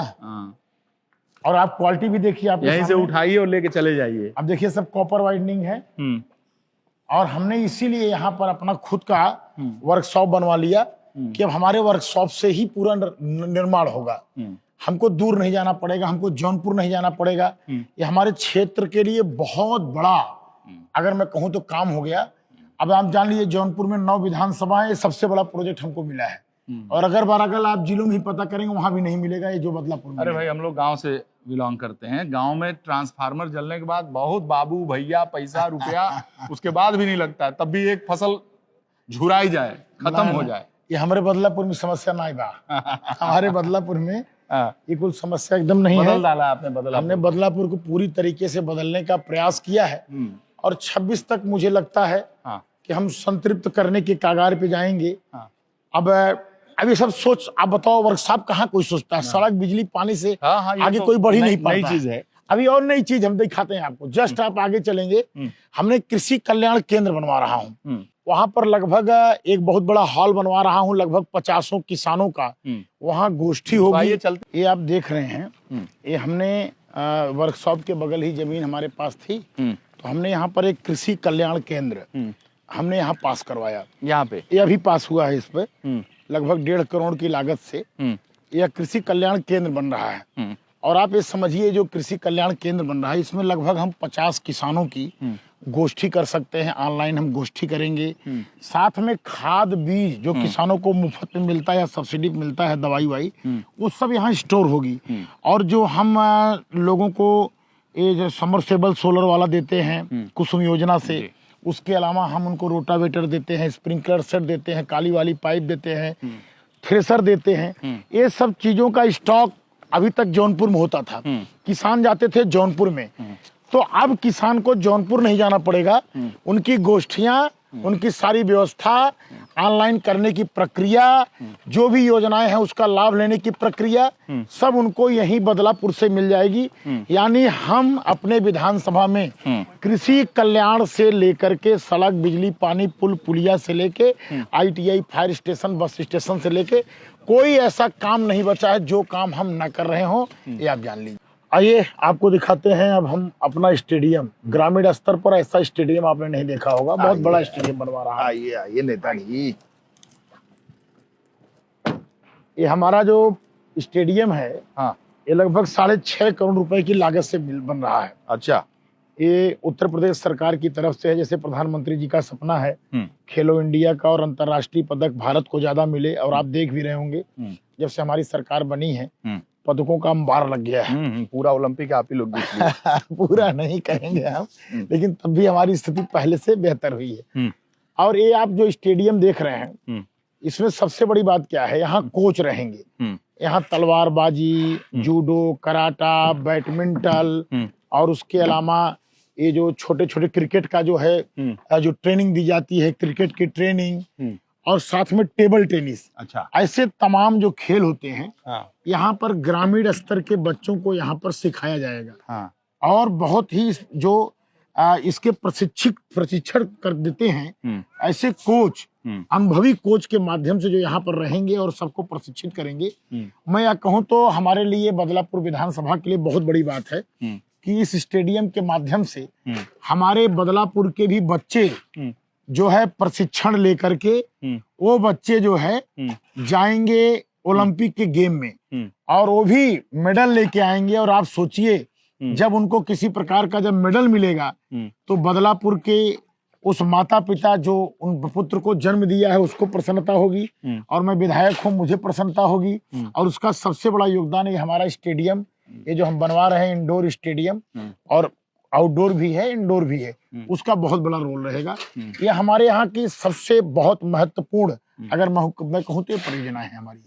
यार खेलो इंडिया जो हिट है वो फिट है जी। हाँ जी, जो फिट है वो हिट है, जो फिट है वो हिट है, जो हिट है वो फिट है। तो इस तरीके का ये हमारा लगभग बॉर्डर है, आपने देखा होगा। इसी के बाद सुल्तानपुर जिला पड़ जाता है और ये हमारा बॉर्डर है। बॉर्डर पे हमने जितने भी हमारे बॉर्डर हैं हर बॉर्डर पर हमने गेट भी बनवाए हैं, स्वागत द्वार। गुहराज निषाद के नाम पर, भगवान परशुराम के नाम पर, महाराणा प्रताप के नाम पर, पृथ्वीराज चौहान के नाम पर, सभी के नाम पर हमने प्रमुख द्वार बनवाए हैं। और मैं एक ऐतिहासिक काम और कर रहा हूं जो आपको कहीं किसी विधानसभा में नहीं मिलेगा। हमारे यहाँ जितने स्वतंत्रता सेनानी थे, सारे स्वतंत्रता सेनानी के नाम पर उनके गांव के मोड़ पर हम उनकी स्मृति में एक गेट बनवा रहे हैं। उसके साथ साथ जो शहीद हुए थे कारगिल युद्ध में या किसी युद्ध में, उनके भी नाम पर हम गेट बनवा रहे हैं। जितने यहाँ के सम्मानित जनप्रतिनिधि थे, विधायक हो या सांसद हो, आज उस दुनिया में नहीं है, उनको लोग भूल गए होंगे। स्मृति उनकी बनी रहे, इसके लिए हम उनके भी दरवाजे पर, मोड़ पर, जो गांव का मोड़ है वहां हम गेट बनवा रहे हैं। यह अपनी विधायक निधि से कर रहा हूँ। ये भी एक प्रकार से मैं अगर कहूँ तो एक नया एक काम है। आइए चलिए अब आपको आगे हम कुछ और दिखाते हैं। चल आइए हम आपको पीली नदी, जिसका जिक्र माननीय मुख्यमंत्री जी अपने कई बार स्पीच में किए हैं कि जौनपुर में पीली नदी जो है जन सहयोग से जिसका जो है कायाकल्प हुआ है। आइए हम आपको दर्शन कराते हैं। अच्छा, ये है ये आप देख रहे हैं पीली नदी। हाँ। इसके पहले इसकी स्थिति ये थी कि जो आप ऊपरी सतह देख रहे हैं पूरा सिल्ट जमा था, पूरा पैक हो गया था। अच्छा। यह नदी पूरी लगभग 40 किलोमीटर की नदी है और ये पूरी तरीके से मृत हो गई थी, समाप्त हो गई थी यह पूरी नदी। लेकिन इसको हम लोगों ने लगभग अगर मैं कहूँ तो 70 से 80% हमने नदी की खुदाई करा के एक बंधा टाइप का ऐसा बंधा बना करके, और साथ में चूंकि यह नदी हमारे कई गांव को जोड़ती है, पशु पक्षियों को पानी देती है, तो हमने क्या किया कि इस नदी को संरक्षित करने का अभियान चलाया और बिना किसी सरकारी योजना के। अच्छा। कोई सरकारी पैसा नहीं, कहीं कुछ नहीं, लोगों के जन सहयोग के माध्यम से यह नदी का खुदाई मैंने शुरू जब कराई तो आप समझिए कि लगभग 70% आज नदी हमारी संरक्षित होने से, और बीच में हम कई चेक डैम बनवा रहे हैं। अब उस चेक डैम के माध्यम से क्या होगा, जल हम रोकेंगे और रोकने के बाद गांव वालों को, पशु पक्षियों को पानी भी मिलेगा। और जल स्तर चूंकि हमारा डार्क जोन में आता है, हमारा 3 ब्लॉक है हमारे यहाँ, बदलापुर, बक्सा और महाराजगंज, ये तीनों ब्लॉक हमारा डार्क जोन में है। अब ये तो एकदम डार्क जोन में हो गया है, हमारा रेड जोन में हो गया है बदलापुर। अब इस नदी के माध्यम से कम 50 से 60 गांव ऐसे हैं जहां जल की बहुत बड़ी समस्या है। उस संकट को हम दूर करने का ऐसा प्रयास करेंगे। जो आप देख रहे हैं चेक डैम, ऐसे हर जगह, कई जगह चेक डैम का निर्माण हो रहा है। अगली जो बरसात आएगी तो आप हर जगह पूरा पानी मतलब ये फुल नदी पाएंगे। सूख गई थी। ये पूरी यहाँ तक पट गई थी, जो ऊंचा वाला आप सतह देख रहे हैं हाँ। ये यहाँ तक समाप्त हो गई थी पूरी नदी। अरे अब बरसात में जो है सिर्फ बरसात का ही पानी आता है, क्योंकि बरसात के बाद नदी का कोई अस्तित्व तो नहीं है, बरसाती पानी है। अब पटने की वजह से पूरा पानी फैल जाता था चारों तरफ, यानी कई जगह बाढ़ की स्थिति आ जाती थी, आपने इसको खुदाई करवाई? पूरी खुदाई करवाई। वाह यार। और आप ये जान लीजिए कि पूरी नदी ये जीवित हो गई है, कुछ काम बचा है। अब हम लोग फिर से इसका काम शुरू करके इसके किनारे किनारे प्लानिंग है कि पूरा वृक्षारोपण कराएंगे, और वृक्षारोपण के साथ साथ चेक डैम बनवाएंगे। उससे क्या होगा, पर्यावरण की रक्षा के लिए एक बहुत बड़ा प्रयास, और खासकर मैं मोदी जी और हमारे मोदी जी का सपना है पर्यावरण की रक्षा का, उस सपने को भी हम साकार करेंगे। और मोदी योगी के आशीर्वाद से यह नदी हमारी जो है भारत के इतिहास के पन्नों में लिखी जाएगी, जहां कोई सरकारी धन का प्रयोग ना हुआ हो और लोगों ने, सहयोगियों ने जो है पूरी नदी खोद डाली हो। ये बहुत बड़ा काम होगा हमारा। आइए चलिए अब आपको हम ITI दिखाते हैं अपना। आइए अब आपको दिखाते हैं जिस ITI की चर्चा हमने कई बार किया, और आपकी भी मैंने देखा कि बड़ी इच्छा थी ITI देखने की। और ITI का क्रेज आप समझ रहे हैं, पहले आज के 10 साल 20 साल पहले कोई बता दे कि मैं ITI में पढ़ रहा हूँ, तुरंत बिया हो जाता था। ये बात तो आपने सही कहा। और ITI पॉलिटेक्निक, हाँ पॉलिटेक्निक और ITI का बड़ा क्रेज था। हाँ। अब तो मान लीजिए धीरे धीरे कम हो गया, लेकिन तब भी मैं समझता हूँ कि ITI से रोजगार मिलता है जी। क्योंकि अब जान लीजिए जो ITI है ये 2022 में हमने बनवाया, और इस ITI में 12 ट्रेड में पढ़ाई होती है, और उन 12 ट्रेड में लगभग अगर मैं कहूँ तो 200 बच्चे शिक्षारत हैं यहाँ पर। और उन 200 बच्चों को आ जाए उस 12 ट्रेड में, कोई सोलर का काम सीख रहा है, कोई मोबाइल का काम सीख रहा है, कोई जो है बिजली का पंखा बनाना सीख रहा है, कूलर बनाना, AC बनाना सीख रहा है। तो कम से कम वो बच्चा जब यहाँ से पढ़ाई करके 12 ट्रेड में जाएगा तो किसी चट्टी चौराहे पे, किसी नुक्कड़ पे एक छोटी दुकान भी अगर वो खोल देगा तो जीविकोपार्जन के लिए उसको बंबई दिल्ली के चक्कर नहीं काटने पड़ेंगे, सऊदी अरब नहीं जाना पड़ेगा। वो चाहे तो अपने हुनर से यहीं पर अपनी रोजी रोटी, अपने माँ बाप की सेवा करके वो कर सकता है। तो हमने भी जाना होगा तो यहीं से पढ़ के जाएगा टेक्निकल। नहीं, ये भी बात सही है, लेकिन अगर वो चाहेगा तो गांव में भी, क्योंकि अब तो हर हाथ में मोबाइल है, हर घर में पंखा है, हर घर में कूलर है, सोलर पंप लग रहा है, तो हर चीज के लिए टेक्नीशियन चाहिए ना बनाने वाला। अब तो हमारी सरकार ने हर गांव में पानी टंकी लगवाया है, हर घर में पानी पहुंचाने के लिए, और जल जीवन मिशन वाला, और उसमें भी हर जगह सोलर लगा है, और उसमें भी वैकेंसी निकली है। अब उसमें भी कम से कम 1 प्लम्बर चाहिए, 2 प्लम्बर, और सोलर वाला ठीक करने वाला, पंप चालू करने वाला, फीडर चाहिए।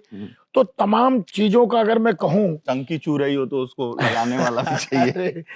लेकिन मैं ये मानता हूँ कि इसको लाने के पीछे मेरा उद्देश्य सिर्फ था कि बदलापुर में रोजगार उत्पन्न करना, और सिर्फ रोजगार के अलावा हमारे मन में, देखिए आप, इसका उद्घाटन भी 5/1/2022 को ये संपन्न हुआ था, इसका उद्घाटन। और सिर्फ रोजगार के लिए मैंने ITI बनवाया, और ये बहुत बड़ी बात है कि आज इसकी वजह से जो बच्चे यहाँ शिक्षारत हैं, PPP मॉडल पे चल रहा है, यहाँ से निकलने के बाद वो बच्चे कम से कम छोटे मोटे रोजगार रोजी करके वो अपना जीविकोपार्जन कर सकते हैं।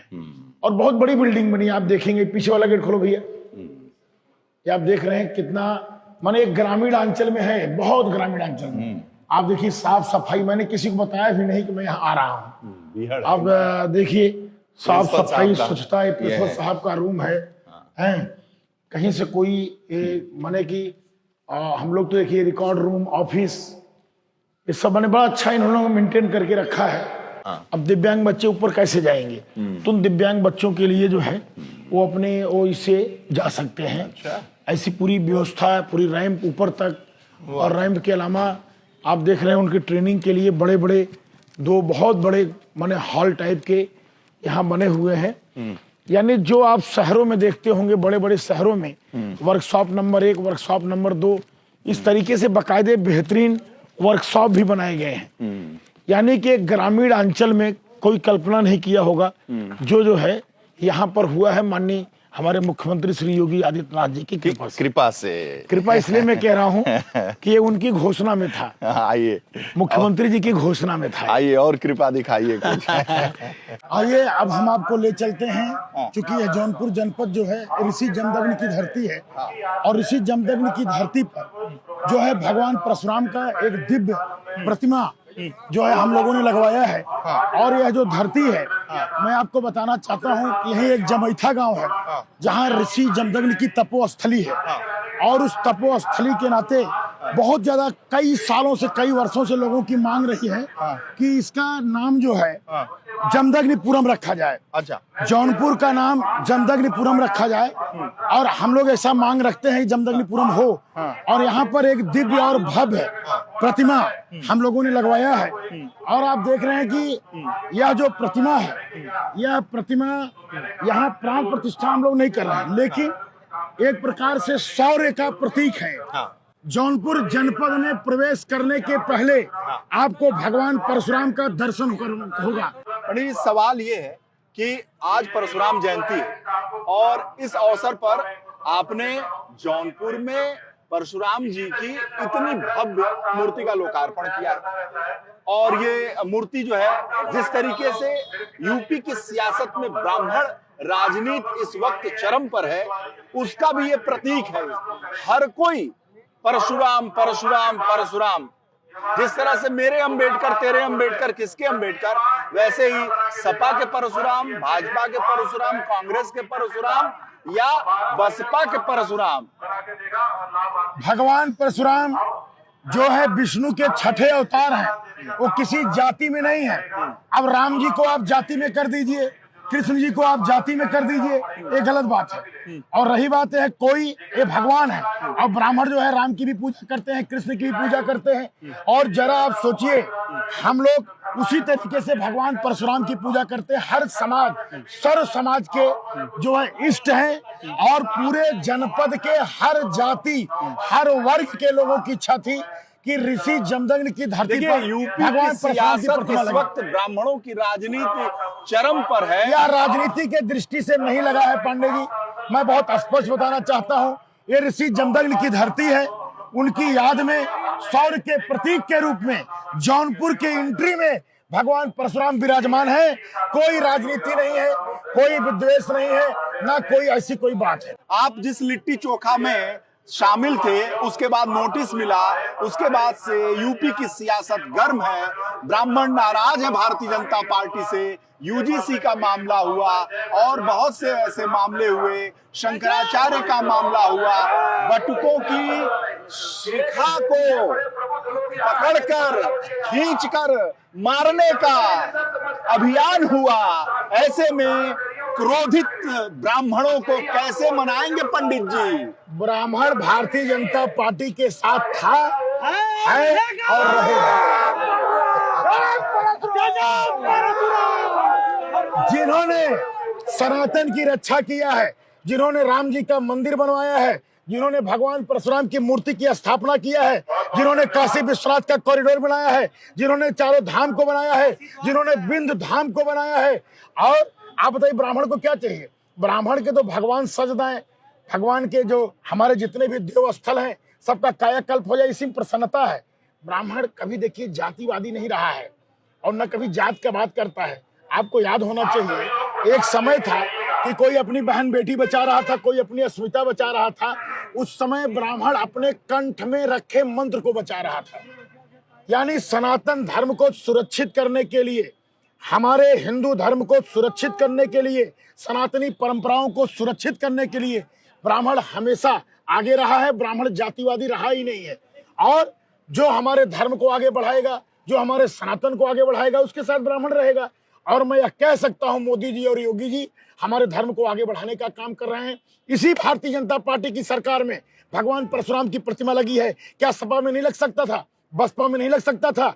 4, 5, 6, 10 जनपदों में आप पता कर लीजिए, भगवान परशुराम की इतनी बड़ी प्रतिमा कहीं नहीं लगी होगी। अगर कहीं लगी है तो ऋषि जमदग्नि की धरती जौनपुर और आपके जौनपुर कोल्हा मऊ तिराहे पर लगी हुई है।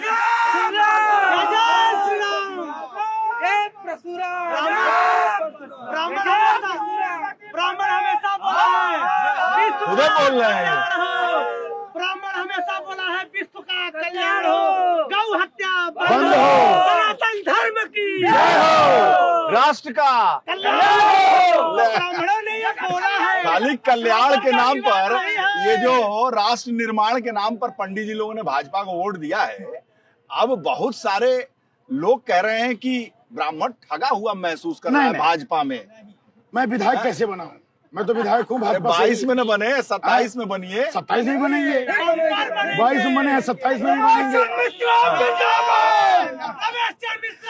और यूपी की सियासत में ब्राह्मणों की नाराजगी को कैसे देखते क्या है? हैं? आप देखिए, हम पूरे देश को लेके, भारतीय जनता पार्टी पूरे देश को लेकर चलती है। क्या आप कभी सोच सकते हैं कि राजस्थान में एक ब्राह्मण मुख्यमंत्री बन सकता है? क्या आप कभी सोच सकते हैं कि महाराष्ट्र में ब्राह्मण मुख्यमंत्री बन सकता है? इसी भारतीय जनता पार्टी ने महाराष्ट्र में देवेंद्र फडणवीस एक ब्राह्मण को मुख्यमंत्री बनाया, राजस्थान में भी ब्राह्मण मुख्यमंत्री बनाया, आसाम में भी ब्राह्मण मुख्यमंत्री बनाया। ब्राह्मणों का कहाँ सम्मान नहीं साहब? ब्राह्मण का सम्मान सिर्फ भाजपा में ही है और कहीं नहीं है। जय जय श्री राम। रमेश मिश्रा प्रसन्न है? रमेश मिश्रा पूरा प्रसन्न है। तो ये बाटी चोखा में इतना आंदोलन क्यों कर रहे थे आप लोग? अब आप चलिए बाटी चोखा पे आइए।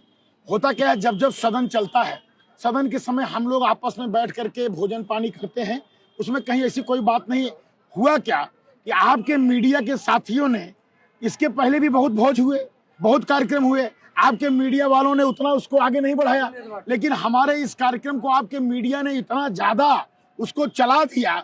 हम लोग बैठे हैं, पता लग रहा मीडियम चलने लगा, ब्राह्मण विधायक बैठे हैं, ये हो रहा है वो हो रहा है, तमाम तरीके की बातें होने लगी। सिर्फ मीडिया बाजी हुई है और कहीं कोई बात ऐसी नहीं हुई है। ब्राह्मण भाजपा के साथ था, है और रहेगा। जौनपुर का ब्राह्मण, जौनपुर का ब्राह्मण तो सदा भाजपा को वोट दिया है साहब, हमेशा भाजपा को वोट दिया है। जौनपुर ही नहीं, मैं पूरे देश की बात करना चाहता हूं। अगर आप किसी भी चुनाव में देखेंगे, आप लोकसभा पहली बार जब हुआ, आप 14 से देखते चले आइए। साक्षी महाराज कह रहे हैं कि ब्राह्मणों का हरण, सीता, ये वो नाम भी नहीं ले सकता मैं। आप नेता हैं, जान ही रहे होंगे। साक्षी महाराज जी देखिए, हैं तो बीजेपी के ही सांसद, लेकिन अब की उनकी उम्र हो गई है। अब उम्र का जो है ज्यादा पार कर गए हैं। तो हमारे हिंदुओं में कहा गया है कि जब उम्र ज्यादा हो जाती है तो आदमी सठिया जाता है। तो अब हम उनके ऊपर कोई कमेंट नहीं करेंगे। अब उनकी उम्र हो गई, हमारे भाजपा के सांसद हैं, मैं उनका सम्मान करता हूं, लेकिन उनके उम्र का भी सम्मान करता हूं। वो जो अनर्गल प्रलाप कर रहे हैं, कहीं ना कहीं उनके उम्र का ही देन होगा, और तो मैं और कुछ नहीं कह सकता हूँ। समाजवादी पार्टी ब्राह्मणों को ज्यादा से ज्यादा सीट देने जा रही है, बसपा आकर्षित करने जा रही है, कांग्रेस ने भी दरवाजे खोले हुए हैं। इस वक्त भारतीय जनता पार्टी को लेकर ब्राह्मणों में एक चिंतन का, मंथन का मंच बना हुआ है। जगह जगह लोग विचार कर रहे हैं। आपने जिस समाजवादी पार्टी का नाम लिया है, वो समाजवादी पार्टी जब चुनाव आता है तो वो जो है पीडीए की बात करती है, पिछड़े की बात करती है, अति पिछड़े की बात करती है, ब्राह्मण की बात करती है, दलित की बात करती है। और जैसे चुनाव जीत जाती है, उसको दो जाति के अलावा तीसरी जाति दिखाई नहीं पड़ती है। चाहे नौकरी हो, चाहे कोई ठेका हो, चाहे पट्टा हो, चाहे काम हो, चाहे सांसद हो, चाहे विधायक हो। उस सपा की आप बात कर रहे हैं जो परिवारवादी पार्टी है, जिसके घर में जो बच्चा पैदा होने वाला उसके लिए भी पद आरक्षित कर दिया गया है। ये भविष्य में सांसद बनेगा, ये विधायक बनेगा, ये ब्लॉक प्रमुख बनेगा। हम उनसे तुलना ही नहीं कर सकते भाजपा की। वो सीधे सीधे परिवारवादी और जातिवादी पार्टी है। कुछ जाति विशेष, कुछ क्षेत्र, उसके अलावा उनको कुछ नहीं दिखाई पड़ता। वो सिर्फ 2027 का चुनाव नजदीक आ रहा है, इसलिए वो ब्राह्मण की बात करेंगे, वो हर जाति की बात करेंगे। लेकिन ब्राह्मणों का क्या हश्र समाजवादी पार्टी में हुआ था, हम लोगों ने देखा है। कितने विधायक बनाए थे, कितने उन्होंने मंत्री बनाए थे, किसको उप मुख्यमंत्री बनाए थे। हमारी भाजपा में तो ब्रजेश पाठक जी हैं उप मुख्यमंत्री के रूप में। हम कम से कम 3 मंत्री मुख्यमंत्री का नाम आपको बता रहे हैं, लेकिन उनकी सरकार में कहाँ कौन था साहब? कहीं लता पता नहीं था ब्राह्मणों का। वो सिर्फ जातिवादी और परिवारवादी पार्टी है, उनसे तुलना में नहीं कर सकता हूँ। जौनपुर की राजनीति हो और धनंजय सिंह का नाम न हो, कितनी मित्रता है आप? हमारी कोई मित्रता नहीं है। हम तो 2005 में चुनाव लड़े तब भी हमारा विरोध किए, 2010 में चुनाव लड़े तब भी हमारा विरोध किए, 2012 में चुनाव लड़े तब भी विरोध किए। अब देखिए, वो हमारे दल के नहीं हैं, वो दूसरे दल के हैं। और कौन सा दल है उनका हमको खुद ही नहीं पता है। वो कभी किसी दल में, कभी किसी दल में, कभी किसी दल में, एक दल में उनका ठिकाना नहीं है। हम तो भाई भाजपाई हैं और भाजपा के लिए कटेंगे, मरेंगे, जान दे देंगे। अब भाजपा के खिलाफ जब जब वो चुनाव लड़ेंगे उनका पूरा विरोध करेंगे। तो एक प्रकार से हमारे दल में नहीं है, इसलिए हमारे विरोधी के रूप में हो। जब जब चुनाव लड़ेंगे उनका जितनी दमदारी से होगा हम विरोध करेंगे। हमारे बीच में देखिए सतीश सिंह जी हैं, हमेशा चुनाव उनके खिलाफ लड़ते रहते हैं मल्हनी से। तो रही बात यह है कि हम लोग देखिए ऐसे लोगों के साथ हम लोग जो हमारे दल में है ठीक है, हमारे दल में नहीं है तो हम उनसे कोई व्यवहार कोई मतलब नहीं। हमारा तो सदा विरोध किए हो। 2017 में 2017 में भी हमारे साथ नहीं थे वो कभी भारतीय जनता पार्टी में नहीं थे। जब से मैं राजनीति करने आया हूँ कभी वो भारतीय जनता पार्टी में नहीं रहे। 2022 में भी हमारे साथ नहीं रहे। लोकसभा के चुनाव में तो 2 पर्चा दाखिल कर दिए थे, वो तो पता नहीं कैसे पर्चा निरस्त हो गया, इसलिए चुनाव नहीं लड़ पाए। 2024 में भी हमारे साथ नहीं थे। कोई प्रमाण आपके साथ नहीं थे, हमारे तो भाजपा के साथ भी नहीं। अमित शाह जी भाजपा में है कि बाहर हैं? अमित शाह जी भाजपा में है कि बाहर है? अमित शाह जी हमारे सबसे शीर्ष नेता हैं, शीर्ष वो नेता? चाणक्य हैं हमारी दल के। चाणक्य है ना? हाँ। तो उनके साथ 24 में बैठे धनंजय सिंह क्या कर रहे थे? कहाँ बैठे थे? अरे बात कर रहे हैं, तस्वीरें हैं। अब कोई आदमी कह रहा है कि भाई हमको भी अपने शरण में ले लो, चुनाव का माहौल चल रहा है, तो थोड़ी बहुत वार्ता हो जाती है। अमित शाह के साथ उनकी मीटिंग होती है, उनकी जिला पंचायत अध्यक्ष जो पत्नी है वो मीटिंग करती हैं। भारतीय जनता पार्टी का शीर्ष नेतृत्व उन्हें मनाने की कोशिश करता है और आप उनको इतने में हल्के में ले रहे हैं। देखिए ऐसा है, हमारे दल के वो सदस्य नहीं है, इसलिए हम उनकी कोई बात नहीं करेंगे। वो हमारे दल में नहीं है और जब हमारे दल में नहीं है तो अब चुनाव के समय कैसी स्थिति परिस्थिति बनती है उसको बड़े नेता जाने। अब बड़े नेता के बीच में हम बोलेंगे तो हमारा ठीक नहीं होगा। हम छोटे नेता हैं, एक छोटे से ग्रामीण अंचल के विधायक हैं हम। अरे वो तो भारतीय जनता पार्टी में है। आपकी भारतीय जनता पार्टी का प्रचार करने मुंबई तक गए थे और कौन गया था? धनंजय सिंह हमारे यहाँ सदस्य नहीं है वो, हमको नहीं पता है। गए थे। अब ये पटका था भाजपा का। अरे साहब, और जिता के ले आए वहां भाजपा के लोगों को। वो किसी अपने मित्र का प्रचार करने गए थे। हाँ। प्रचार करने तो मैं गया था। हाँ। मुझे पार्टी ने लेटर दिया था, लगभग मुझे 70 सीटों का प्रभारी बनाया गया था। मैं तो लगभग 70-80 सीटों का जाके प्रभारी के रूप में मैंने प्रचार प्रसार किया। अब उनको तो कहीं कोई न लेटर है न कोई पत्र है। अब कोई आदमी अपनी मित्रता में कहीं चला जाए वो बात दूसरी है। भाजपा को जिता के लाए वहां पे कई सीटों पर। कहीं नहीं जिता के लाए, वो 1-2 उनके मित्र थे वहीं गए थे वो। और रही बात, भारतीय जनता पार्टी बहुत प्रचंड बहुमत से जीती है वहां पर। और वही महानगर पालिका सिर्फ मुंबई में ही नहीं, थाने में जाइए वहाँ हर जगह पूरे महाराष्ट्र में जितनी नगर पालिका, नगर पंचायत, नगर निगम थे सब में भाजपा कमल खिला है। वो कहीं न कहीं हमारे इस देश के यशस्वी प्रधानमंत्री मोदी जी और देवेंद्र फडणवीस की करामात थी, उनकी लोकप्रियता थी। कहीं कोई नहीं। धनंजय सिंह लगातार योगी जी की तारीफ करते हैं, मोदी जी की तारीफ करते हैं। अब रही बात, ऐसा है तारीफ करते हैं, क्यों करते हैं इसको आप उसके अंदर खोजिए, क्या कारण तारीफ करते हैं। सरकार किसकी है? योगी जी की। सरकार किसकी है? मोदी जी की। कद खत्म है, तारीफ करना ही पड़ेगा। तारीफ करना मजबूरी है साहब, मजबूरी है। जब समाजवादी पार्टी की सरकार थी तो उनकी भी तारीफ होती थी, जब बसपा की सरकार थी तो उनकी भी तारीफ होती थी। हमने क्या कहा? कोई दल नहीं है, वो किसी दल में नहीं है साहब। जिसकी सरकार रहेगी उसकी दुहाई। आप इसके पहले मैं 2005 से राजनीति में, 2005 में ब्लॉक प्रमुख था, तब वो किसी और दल में थे। 2012 में चुनाव लड़ा विधानसभा के, तब किसी और दल में थे। 17 में चुनाव लड़ा तब किसी और दल में थे। 22 में तब किसी और दल में थे। आज निर्दल हैं तो उनकी क्या चर्चा हम करें? लोग कहते हैं सत्ता ओनली सत्ता, वो सत्ता के साथ रहते हैं।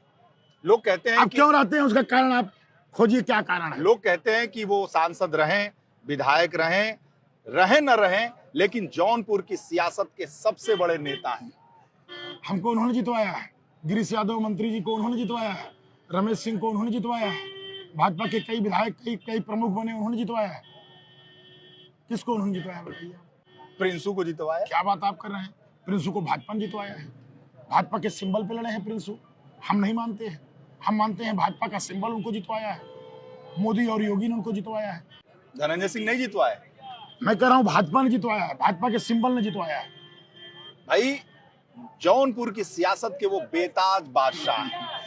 ये आपके मीडिया की निगाह में होंगे, जौनपुर की निगाह में नहीं।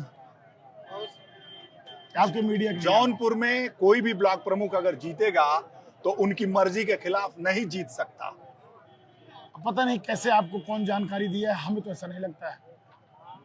1 दर्जन से ज्यादा ब्लॉक प्रमुख बीडीसी, जिला पंचायत सदस्य, देखिए, प्रमुख, ऐसा आप सब इसलिए उनके हैं। अब आप इसलिए कह रहे हैं कि उनके साथ बाहुबल सब जुड़ा हुआ है, और जो प्रमुखी का चुनाव होता है उसमें बाहुबल का प्रयोग होता है। तो लोगों को लगता है कि जो प्रमुख बने हैं, कोई एक दिन गया प्रचार करके चला आया तो उनके बाहुबल के नाते वो आदमी जीत गया।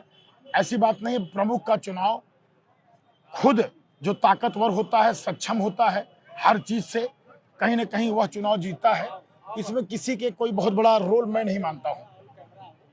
रही बात उनकी चर्चा ही क्यों हम करें जब हमारे दल में नहीं है, हम उनकी चर्चा क्यों करें? भगवान भारतीय परशुराम जनता पर चर्चा पार्टी करिए, लगातार, भगवान परशुराम पर चर्चा करिए आप। जहां परशुराम है वहीं राम है, और जहां राम है वहीं तो परशुराम है। राम के ही अवतार हैं। वो ठाकुर हैं, आप ब्राह्मण हैं। नहीं, यूपी की देखिए, सियासत में ठाकुर और ब्राह्मण की जो राजनीति ठाकुर- है इस वक्त चरम पर है। ठाकुर और और ब्राह्मण आपका इंटरव्यू इसके बगैर खत्म कैसे होगा? देश की नहीं, यूपी की जनता ये तो जरूर अच्छा जानना चलिए, चाहती मैं है। आपसे ही कह रहा हूँ पंडित जी, आप ये बताइए, 2014 में ब्राह्मण ठाकुर एक साथ छोड़ दिए, 17 में ब्राह्मण ठाकुर एक साथ ओढ़ दिए, 22 में एक साथ ब्राह्मण ठाकुर ओढ़ दिए, अभी लोकसभा का चुनाव हुआ उसमें ब्राह्मण ठाकुर एक साथ ओढ़ दिए। कहाँ दूरियां हैं? कहाँ दूरियां हैं? कहाँ दूरियां हैं? दूरियां नहीं है, सब एक है। और कुछ नेता, मैं नेताओं का नाम नहीं लेना चाहता हूँ, कुछ नेता चाहते हैं कि जातिवाद उत्पन्न हो, ब्राह्मण ठाकुर अलग हो। नहीं, ब्राह्मण ठाकुर अलग नहीं है, सब एक है। भाई, ब्राह्मण का सबसे ज्यादा सम्मान कौन करता है? क्षत्रिय तो करते हैं। क्षत्रिय आज भी ब्राह्मणों के, क्षत्रिय के बच्चे, छोटे छोटे बच्चे, मैं अरसिया जिस गांव का रहने वाला, वहां बगल बगल जितने गांव हैं, जितने क्षत्रिय समाज के लोग हैं, हमारे घर का अगर बच्चा भी उनके दरवाजे पे पहुंच जाए तो क्षत्रिय समाज उनके चरणों को छू करके प्रणाम करता है। आप ये बताइए, यह संस्कार, हाँ कुछ लोग होंगे असंस्कारिक, लेकिन लगभग आप क्षत्रिय समाज में जाएंगे तो ब्राह्मणों का सम्मान बहुत ज्यादा क्षत्रिय समाज देता है और देता चला आया है। कुछ नेता हाल फिलहाल में आए जिन्होंने ब्राह्मण क्षत्रियों को अलग करने का अथक प्रयास किया, लेकिन मैं नहीं समझता हूं कि ब्राह्मण क्षत्रियों के जो अटूट संबंध आज नहीं आदि से चले आ रहे हैं उसको कोई तोड़ पाया, और न कोई तोड़ पाएगा। 27 में भी एक रहेंगे, आगे भी एक रहेंगे। ब्राह्मण क्षत्रिय को तोड़ने का बहुत लोगों ने प्रयास किया, न कोई तोड़ पाया है, न कोई तोड़ पाएगा। एक सवाल पूछेंगे, आपको जी, बुरा लग पूछिए। जाएगा। पूछिए। बुरा तो नहीं लगेगा ना? नहीं बुरा लगेगा। आप इतना कुछ बोल रहे हैं धनंजय सिंह जी को लेकर। हम नहीं बोले, आप बुलवा रहे हैं। नहीं, मैं पूछ रहा हूं, और आप ऐसे स्टैंड ले रहे हैं, आपको कहीं डर और नहीं लगता?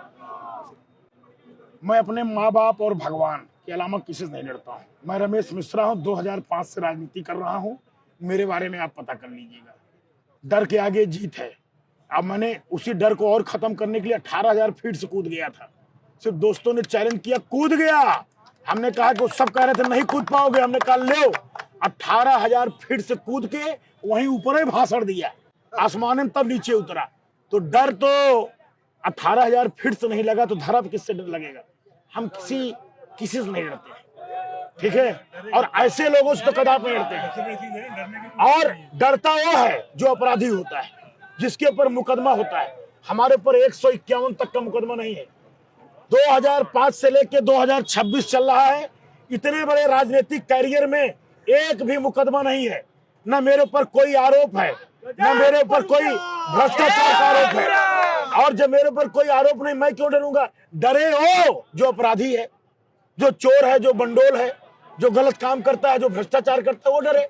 रमेश मिश्रा क्यों डरेगा? जय परशुराम, जय परशुराम, जय जय परशुराम। अब हम पहुंच गए हैं सई नदी के पास, और यह सई नदी पर आप ये जान लीजिए कि यहाँ हमने 2 पुलों का निर्माण करवाया है। अच्छा। एक भोजनाथ घाट, एक कारोवीर घाट का पुल। अच्छा। और यह पुल अगर मैं कहूँ जी, तो कम से कम लगभग 40-50 गांव हमारे बदलापुर विधानसभा के, ऐसे लगभग 100 गांव को यह हमारा ब्रिज जोड़ता है। और इसी सई नदी पर एक पुल यहाँ पर है, भोजनाथ घाट, इसके जस्ट आप लगभग 6-7 किलोमीटर जाएंगे, आगे एक कारोवीर घाट का पुल हमने बनवाया है। अच्छा। और ये जो आप पाइपलाइन देख रहे हैं नई, ये किसानों को बड़ी समस्या हो रही थी। भटपुरा पंप कैनाल एक था, और वह पंप कैनाल अगर मैं कहूँ तो 1968 का रहा होगा पंप कैनाल। और इतनी सरकारें आई, इतनी सरकारें गईं, कभी किसी सरकार ने ध्यान नहीं दिया उस पंप कैनाल पर, और वह पंप कैनाल पूरी तरीके से जीर्ण शीर्ण हो गया था। और उस पंप कैनाल को भी हमने चालू करवा करके ऐसे लगभग हमारे यहाँ 4 पंप कैनाल थे। कंधी का pump canal, Sonaura pump canal first, Sonaura pump canal second और भटपुरा पंप कैनाल को भी चालू करवाया। और ये जो ब्रिज आपके सामने आप देख रहे हैं अभी मिट्टी का काम हो करके ये पूरा सड़क बन रहा है जी। और एक पुल यहाँ पर, एक पुल वहां पर, ऐसे हमने लगभग 17 से 18 पुल पूरे बदलापुर में बनवाए हैं। अच्छा। और नदियों पर अगर मैं कहूँ तो नदियों पर कम से कम मैंने 4-5 बड़े पुल बनवाए हैं। इतने बड़े बड़े पुल लगभग अगर मैं मुआवजा ले लूं तो एक पुल का कम से कम 30-40 करोड़ रुपए लगभग पड़ जाता है। और अगर मैं कुल मिला जुला के कहूँ मेरा 9 साल का कार्यकाल हो गया और इन 9 साल के कार्यकाल में उत्तर प्रदेश की सरकार ने, माननीय मुख्यमंत्री जी ने, और चूंकि यह पुल डिप्टी सीएम थे केशव प्रसाद मौर्य जी, उनके समय में यह पुल हमारा पास हुआ था। और ये बहुत बड़ी बात है, पहले एक पुल नहीं मिलता था पूर्व की सरकारों में, आज 17, 18 पुल, इतने बड़े बड़े पुल एक विधानसभा में अगर बन रहे हैं तो आप ये समझ सकते हैं कि सरकार हर क्षेत्र पर कितना ध्यान दे रही है, ग्रामीण क्षेत्र पर। ये हमारा शहरी विधानसभा नहीं है। शहर के विधानसभा में तो बहुत कुछ बिना मांगे मिल जाता है, इसलिए कि वहां पर जो है सबकी निगाह रहती है, मुख्यालय होता है, वहां पर कलेक्टर से लेके कप्तान से लेके सारे अधिकारी वहीं आते हैं, वहीं बैठते हैं। देख रहे हैं ना ये धूल? जी सर, यही तो मिट्टी है हमारी धरा की, जिसने हमें विधायक बनाया 2-2 बार। ये मट्टी जो है, इसी मट्टी की देन है कि इसकी सेवा करने का हमें अवसर मिल रहा है। यहाँ सड़कों का जाल बिछाने का अवसर मिल रहा है। धूल फाकना ये हम लोग परमानेंट करते हैं साहब। ये हम लोग हमेशा धूल फाकी, हमेशा हम लोग हमेशा जो ऐसा करते रहते हैं और क्षेत्र में चलते रहते हैं। आप जानिए हमारे यहाँ कोई सड़क भी नहीं बची है। जितनी बड़ी सड़कें थी सब हमने लगभग पास करा दिया है कि लगभग 2026 में दिसंबर माह में हमारा ये टारगेट है पूरी तरीके से बदलापुर को संतृप्त करने का। अच्छा, बदलापुर को बदल देने का या आप कहिए विकास के कार्यों से संतृप्त कर देने का। बहुत बड़ा पुल बन रहा है, बहुत बड़ा पुल। अच्छा, ये सई नदी है और बहुत सई नदी, इसका पार्ट बहुत बड़ा है सई नदी का। ये लगभग अगर मैं कहूँ तो सैकड़ों गांव इस पुल के माध्यम से जुड़ेंगे और ये पुल लगभग कंप्लीट हो गया है। ये पुल का निर्माण भी आप देख रहे होंगे लगभग हमारा पूरा हो गया। सिर्फ बीच वाला जो है स्लैब वो रह गया है। अगर मैं कहूँ तो 2-3 महीने के अंदर हमारा यह पुल जो है वो चालू हो जाएगा। और जिस पंप कैनाल की मैं चर्चा कर रहा था वो पंप कैनाल वही सामने वाला पंप कैनाल है। वह पंप कैनाल आप देख रहे होंगे, वो पंप कैनाल आज लगभग मैं अगर कहूँ तो 25, 30, 40 सालों से बंद पड़ा हुआ था। अच्छा, वो चल ही नहीं रहा था। ये पाइप सब लीकेज हो गया था। सब मैंने जो है पूरी पाइपलाइन पूरी नई बिछवाई। इसके अलावा इसका मोटर, इसका रेगुलेटर, इसका जो है पूरा वायरिंग सब कुछ मैंने नया करवाया। और ठीक ठाक नदी है ये। हाँ, सई नदी में जो है आप समझ लीजिए कि हमेशा आपको पानी इतना मिलेगा ही मिलेगा। और इसी तरीके से ये तो सई नदी हमारी जो विधानसभा है, एक तरफ सई नदी, एक तरफ गोमती नदी, बीच में पीली नदी, यानी बदलापुर विधानसभा में 3 नदियों का एक प्रकार से अगर मैं कहूँ तो संगम है, सई, गोमती और पीली। इसीलिए मैंने अभी विधानसभा के सत्र में और कई बार मैंने कहा कि हमारा जब बदलापुर संतृप्त हो जाए 2026 में दिसंबर तक मैंने टारगेट रखा है संतृप्त करने का। उसके बाद चूंकि परिसीमन होने वाला है, अब परिसीमन में विधानसभा लगभग बढ़ जाएगी, 12 हो जाएगी। तो जब 12 हो जाएगी तो जिला जो जौनपुर है उसमें जरूर बंटवारा होगा, 2 भाग में होगा ही। तो हमने इसीलिए मांग रखना शुरू कर दिया है कि जो दूसरा जिला बने जौनपुर में वो बदलापुर बने। बदलापुर उसके लायक है, यहाँ संतृप्त है। यहाँ हम बिजली का, यहाँ हम रेलवे का यार्ड भी बनवा रहे हैं। यहाँ हम जो है सारे पुल हमारे लगभग बन गए हैं, सारी सड़कें हमारी बन गई हैं, सारे काम हमारे यहाँ हो गए। काम हमारे यहाँ कुछ बचा नहीं है। तो अगर कोई काम बचा नहीं, सब कुछ हो गया है, तो क्यों ना बदलापुर को जिला बनाया जाए। और बदलापुर से 3-4 अगल बगल की जो विधानसभाएं हैं, एक तरफ मुंगरा विधानसभा, इधर आप देख रहे हैं मुंगरा बादशाहपुर, और इधर शाहगंज है, यानी शाहगंज, मुंगरा और मल्हनी, ये सबको जोड़ करके बदलापुर बनाया जाए। और आपको ये मंदिर में जो दिखा रहा हूँ बहुत पुराना प्राचीन इतिहास है। ये बोझनाथ बाबा का धाम है। ये भोजनाथ बाबा का धाम है और यहाँ आस्था का प्रतीक है। लोग यहाँ आते हैं दर्शन करने भोजनाथ बाबा का। तो हमने अगला टारगेट ये रखा है, जब पुल और सड़क बन जाएगी तो हम पर्यटन विभाग से ये पूरे परिसर को, जो भोजनाथ धाम का परिसर है, इसका हम कायाकल्प करवाएंगे। ऐसे अभी तक हमने 4-5 मंदिरों का करवा दिया है पर्यटन विभाग से, और इसको भी हम करवाएंगे। तो हम कहें तो पर्यटन के हिसाब से, सड़क के हिसाब से, स्वास्थ्य के हिसाब से, हर हिसाब से हमने बदलापुर को संतृप्त करने का पूरा प्रयास किया है, जो हमारा 26 में दिसंबर तक पूरा हो जाएगा। और आप आए, हमारी सारी योजनाओं को देखे, इसके लिए पांडे जी आपको बहुत बहुत धन्यवाद। और आपके रेडिंग को बहुत लोग देखते हैं, बहुत फॉलोअर हैं, और मैं आपको और शुभकामनाएं देता हूं बदलापुर विधानसभा की तरफ से, बदलापुर की देवतुल जनता की तरफ से। आप और आगे बढ़ें और आप तरक्की करें। इसी तरीके से लोग विधायकों की सिर्फ बुराई करते हैं। विधायक कितना निरीह होता है। विधायक दिन रात क्षेत्र में रहता है, न्योता हकारी करता है, रात रात भर जगता है, काम के लिए दौड़ता है, लेकिन उसकी अच्छाई को कोई नहीं कहता, सब बुराई करते हैं, चाहे वो मीडिया वाले हों, चाहे कोई हो। लेकिन अच्छी बात है कि कोई पत्रकार ऐसे हमको मिले जो कि हमारी बुराई को नहीं, हमारी अच्छाई को दुनिया को दिखाने के लिए आए हैं।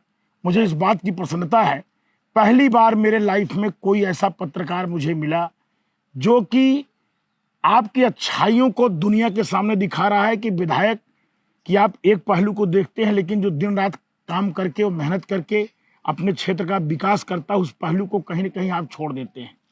लोग बुराई बताते हैं, बहुत कमजोर बना है, इसमें ये हो गया, इसमें कमीशनबाजी हो गया, ये सड़क टूट गई, इसमें विधायक ने कर दिया। अधिकारी कोई नहीं कहता है, जबकि बिना अधिकारी ने बिल पास होता है, बिना अधिकारी ने जांच होता है, वही टेंडर बनाता है, वही एस्टिमेट बनाता है। हर जगह नेता गाली खाता है। अच्छा काम होता है श्रेय कम मिलता है, जरा से बुराई आई तो सारा दोष मेरे ऊपर आता है। तो मैं आपको बहुत बहुत हृदय से साधुवाद देता हूं कि आप इसी तरीके से विधायकों के अच्छे काम को भी दिखाते रहिए। नेता धूल फांकता है जी, नेता जमीन पर रहता है जी, नेता रात में कब सोता है, कब जगता है, उसका परिवार क्या करता है, क्या नहीं करता है। क्योंकि हम लोग इतने दिनों की पत्रकारिता में नेताओं के साथ ही उठना बैठना, घर से ज्यादा नेताओं के साथ रहना है, तो इसलिए उनके प्रति एक मानवीय दृष्टिकोण में रखता हूँ। क्योंकि नेता बहुत बड़ा होता है, लोकतंत्र में खासकर, इसलिए उसका प्रोटोकॉल बहुत बड़ा है। और इसलिए हर कोई नेता ही बनना चाहता है। गाली चाहे कितना ही नेता को दे, तो नेता का तपस्या बड़ा होता है। तो इसलिए जो नेता करता है समाज के लिए, वो चीजें भी होना चाहिए ना। गाना बना था कि नेता तुम ही हो कल के, ठीक ना, इंसाफ की डगर पर बच्चों दिखाओ चल के, ये गाना था ना। तो नेता, जब देश आजाद हुआ था तो नेता, हर कोई सोचता था कि नेता है। अब नेता एक गाली हो गई, लेकिन ऐसा नहीं है। आपने काम किया है, उसे दिखाना चाहिए। और नेताओं का बड़ा त्याग है, जी जी, तभी ये देश चल रहा है। जी जी, ठीक है, तो एक नया पहलू भी है, इसलिए मैंने सोचा कि आपको दिखाऊं। बहुत धन्यवाद। और ये 2027 तक सिलसिला चलता रहेगा। ऐसे हर विधानसभा में जाऊंगा जो विधायक ने किया है, जी जी, मुंह से नहीं बल्कि जाके स्थान पर। बहुत बड़ी बात, बहुत बड़ी बात है कि भाई दिखाओ। 45 डिग्री टेम्परेचर में आप घूम रहे हैं, एक एक कार्यों को देख रहे हैं। भाई हम तो नेता हैं, हमारा जाना मजबूरी है, लेकिन एक पत्रकार इतने टेम्परेचर में जाकर के एक एक योजना को अगर देख रहा है, तो मैं समझता हूँ पत्रकारिता जगत में आप एक नया कीर्तिमान स्थापित कर रहे हैं। बहुत बहुत धन्यवाद आप। धन्यवाद, नमस्ते।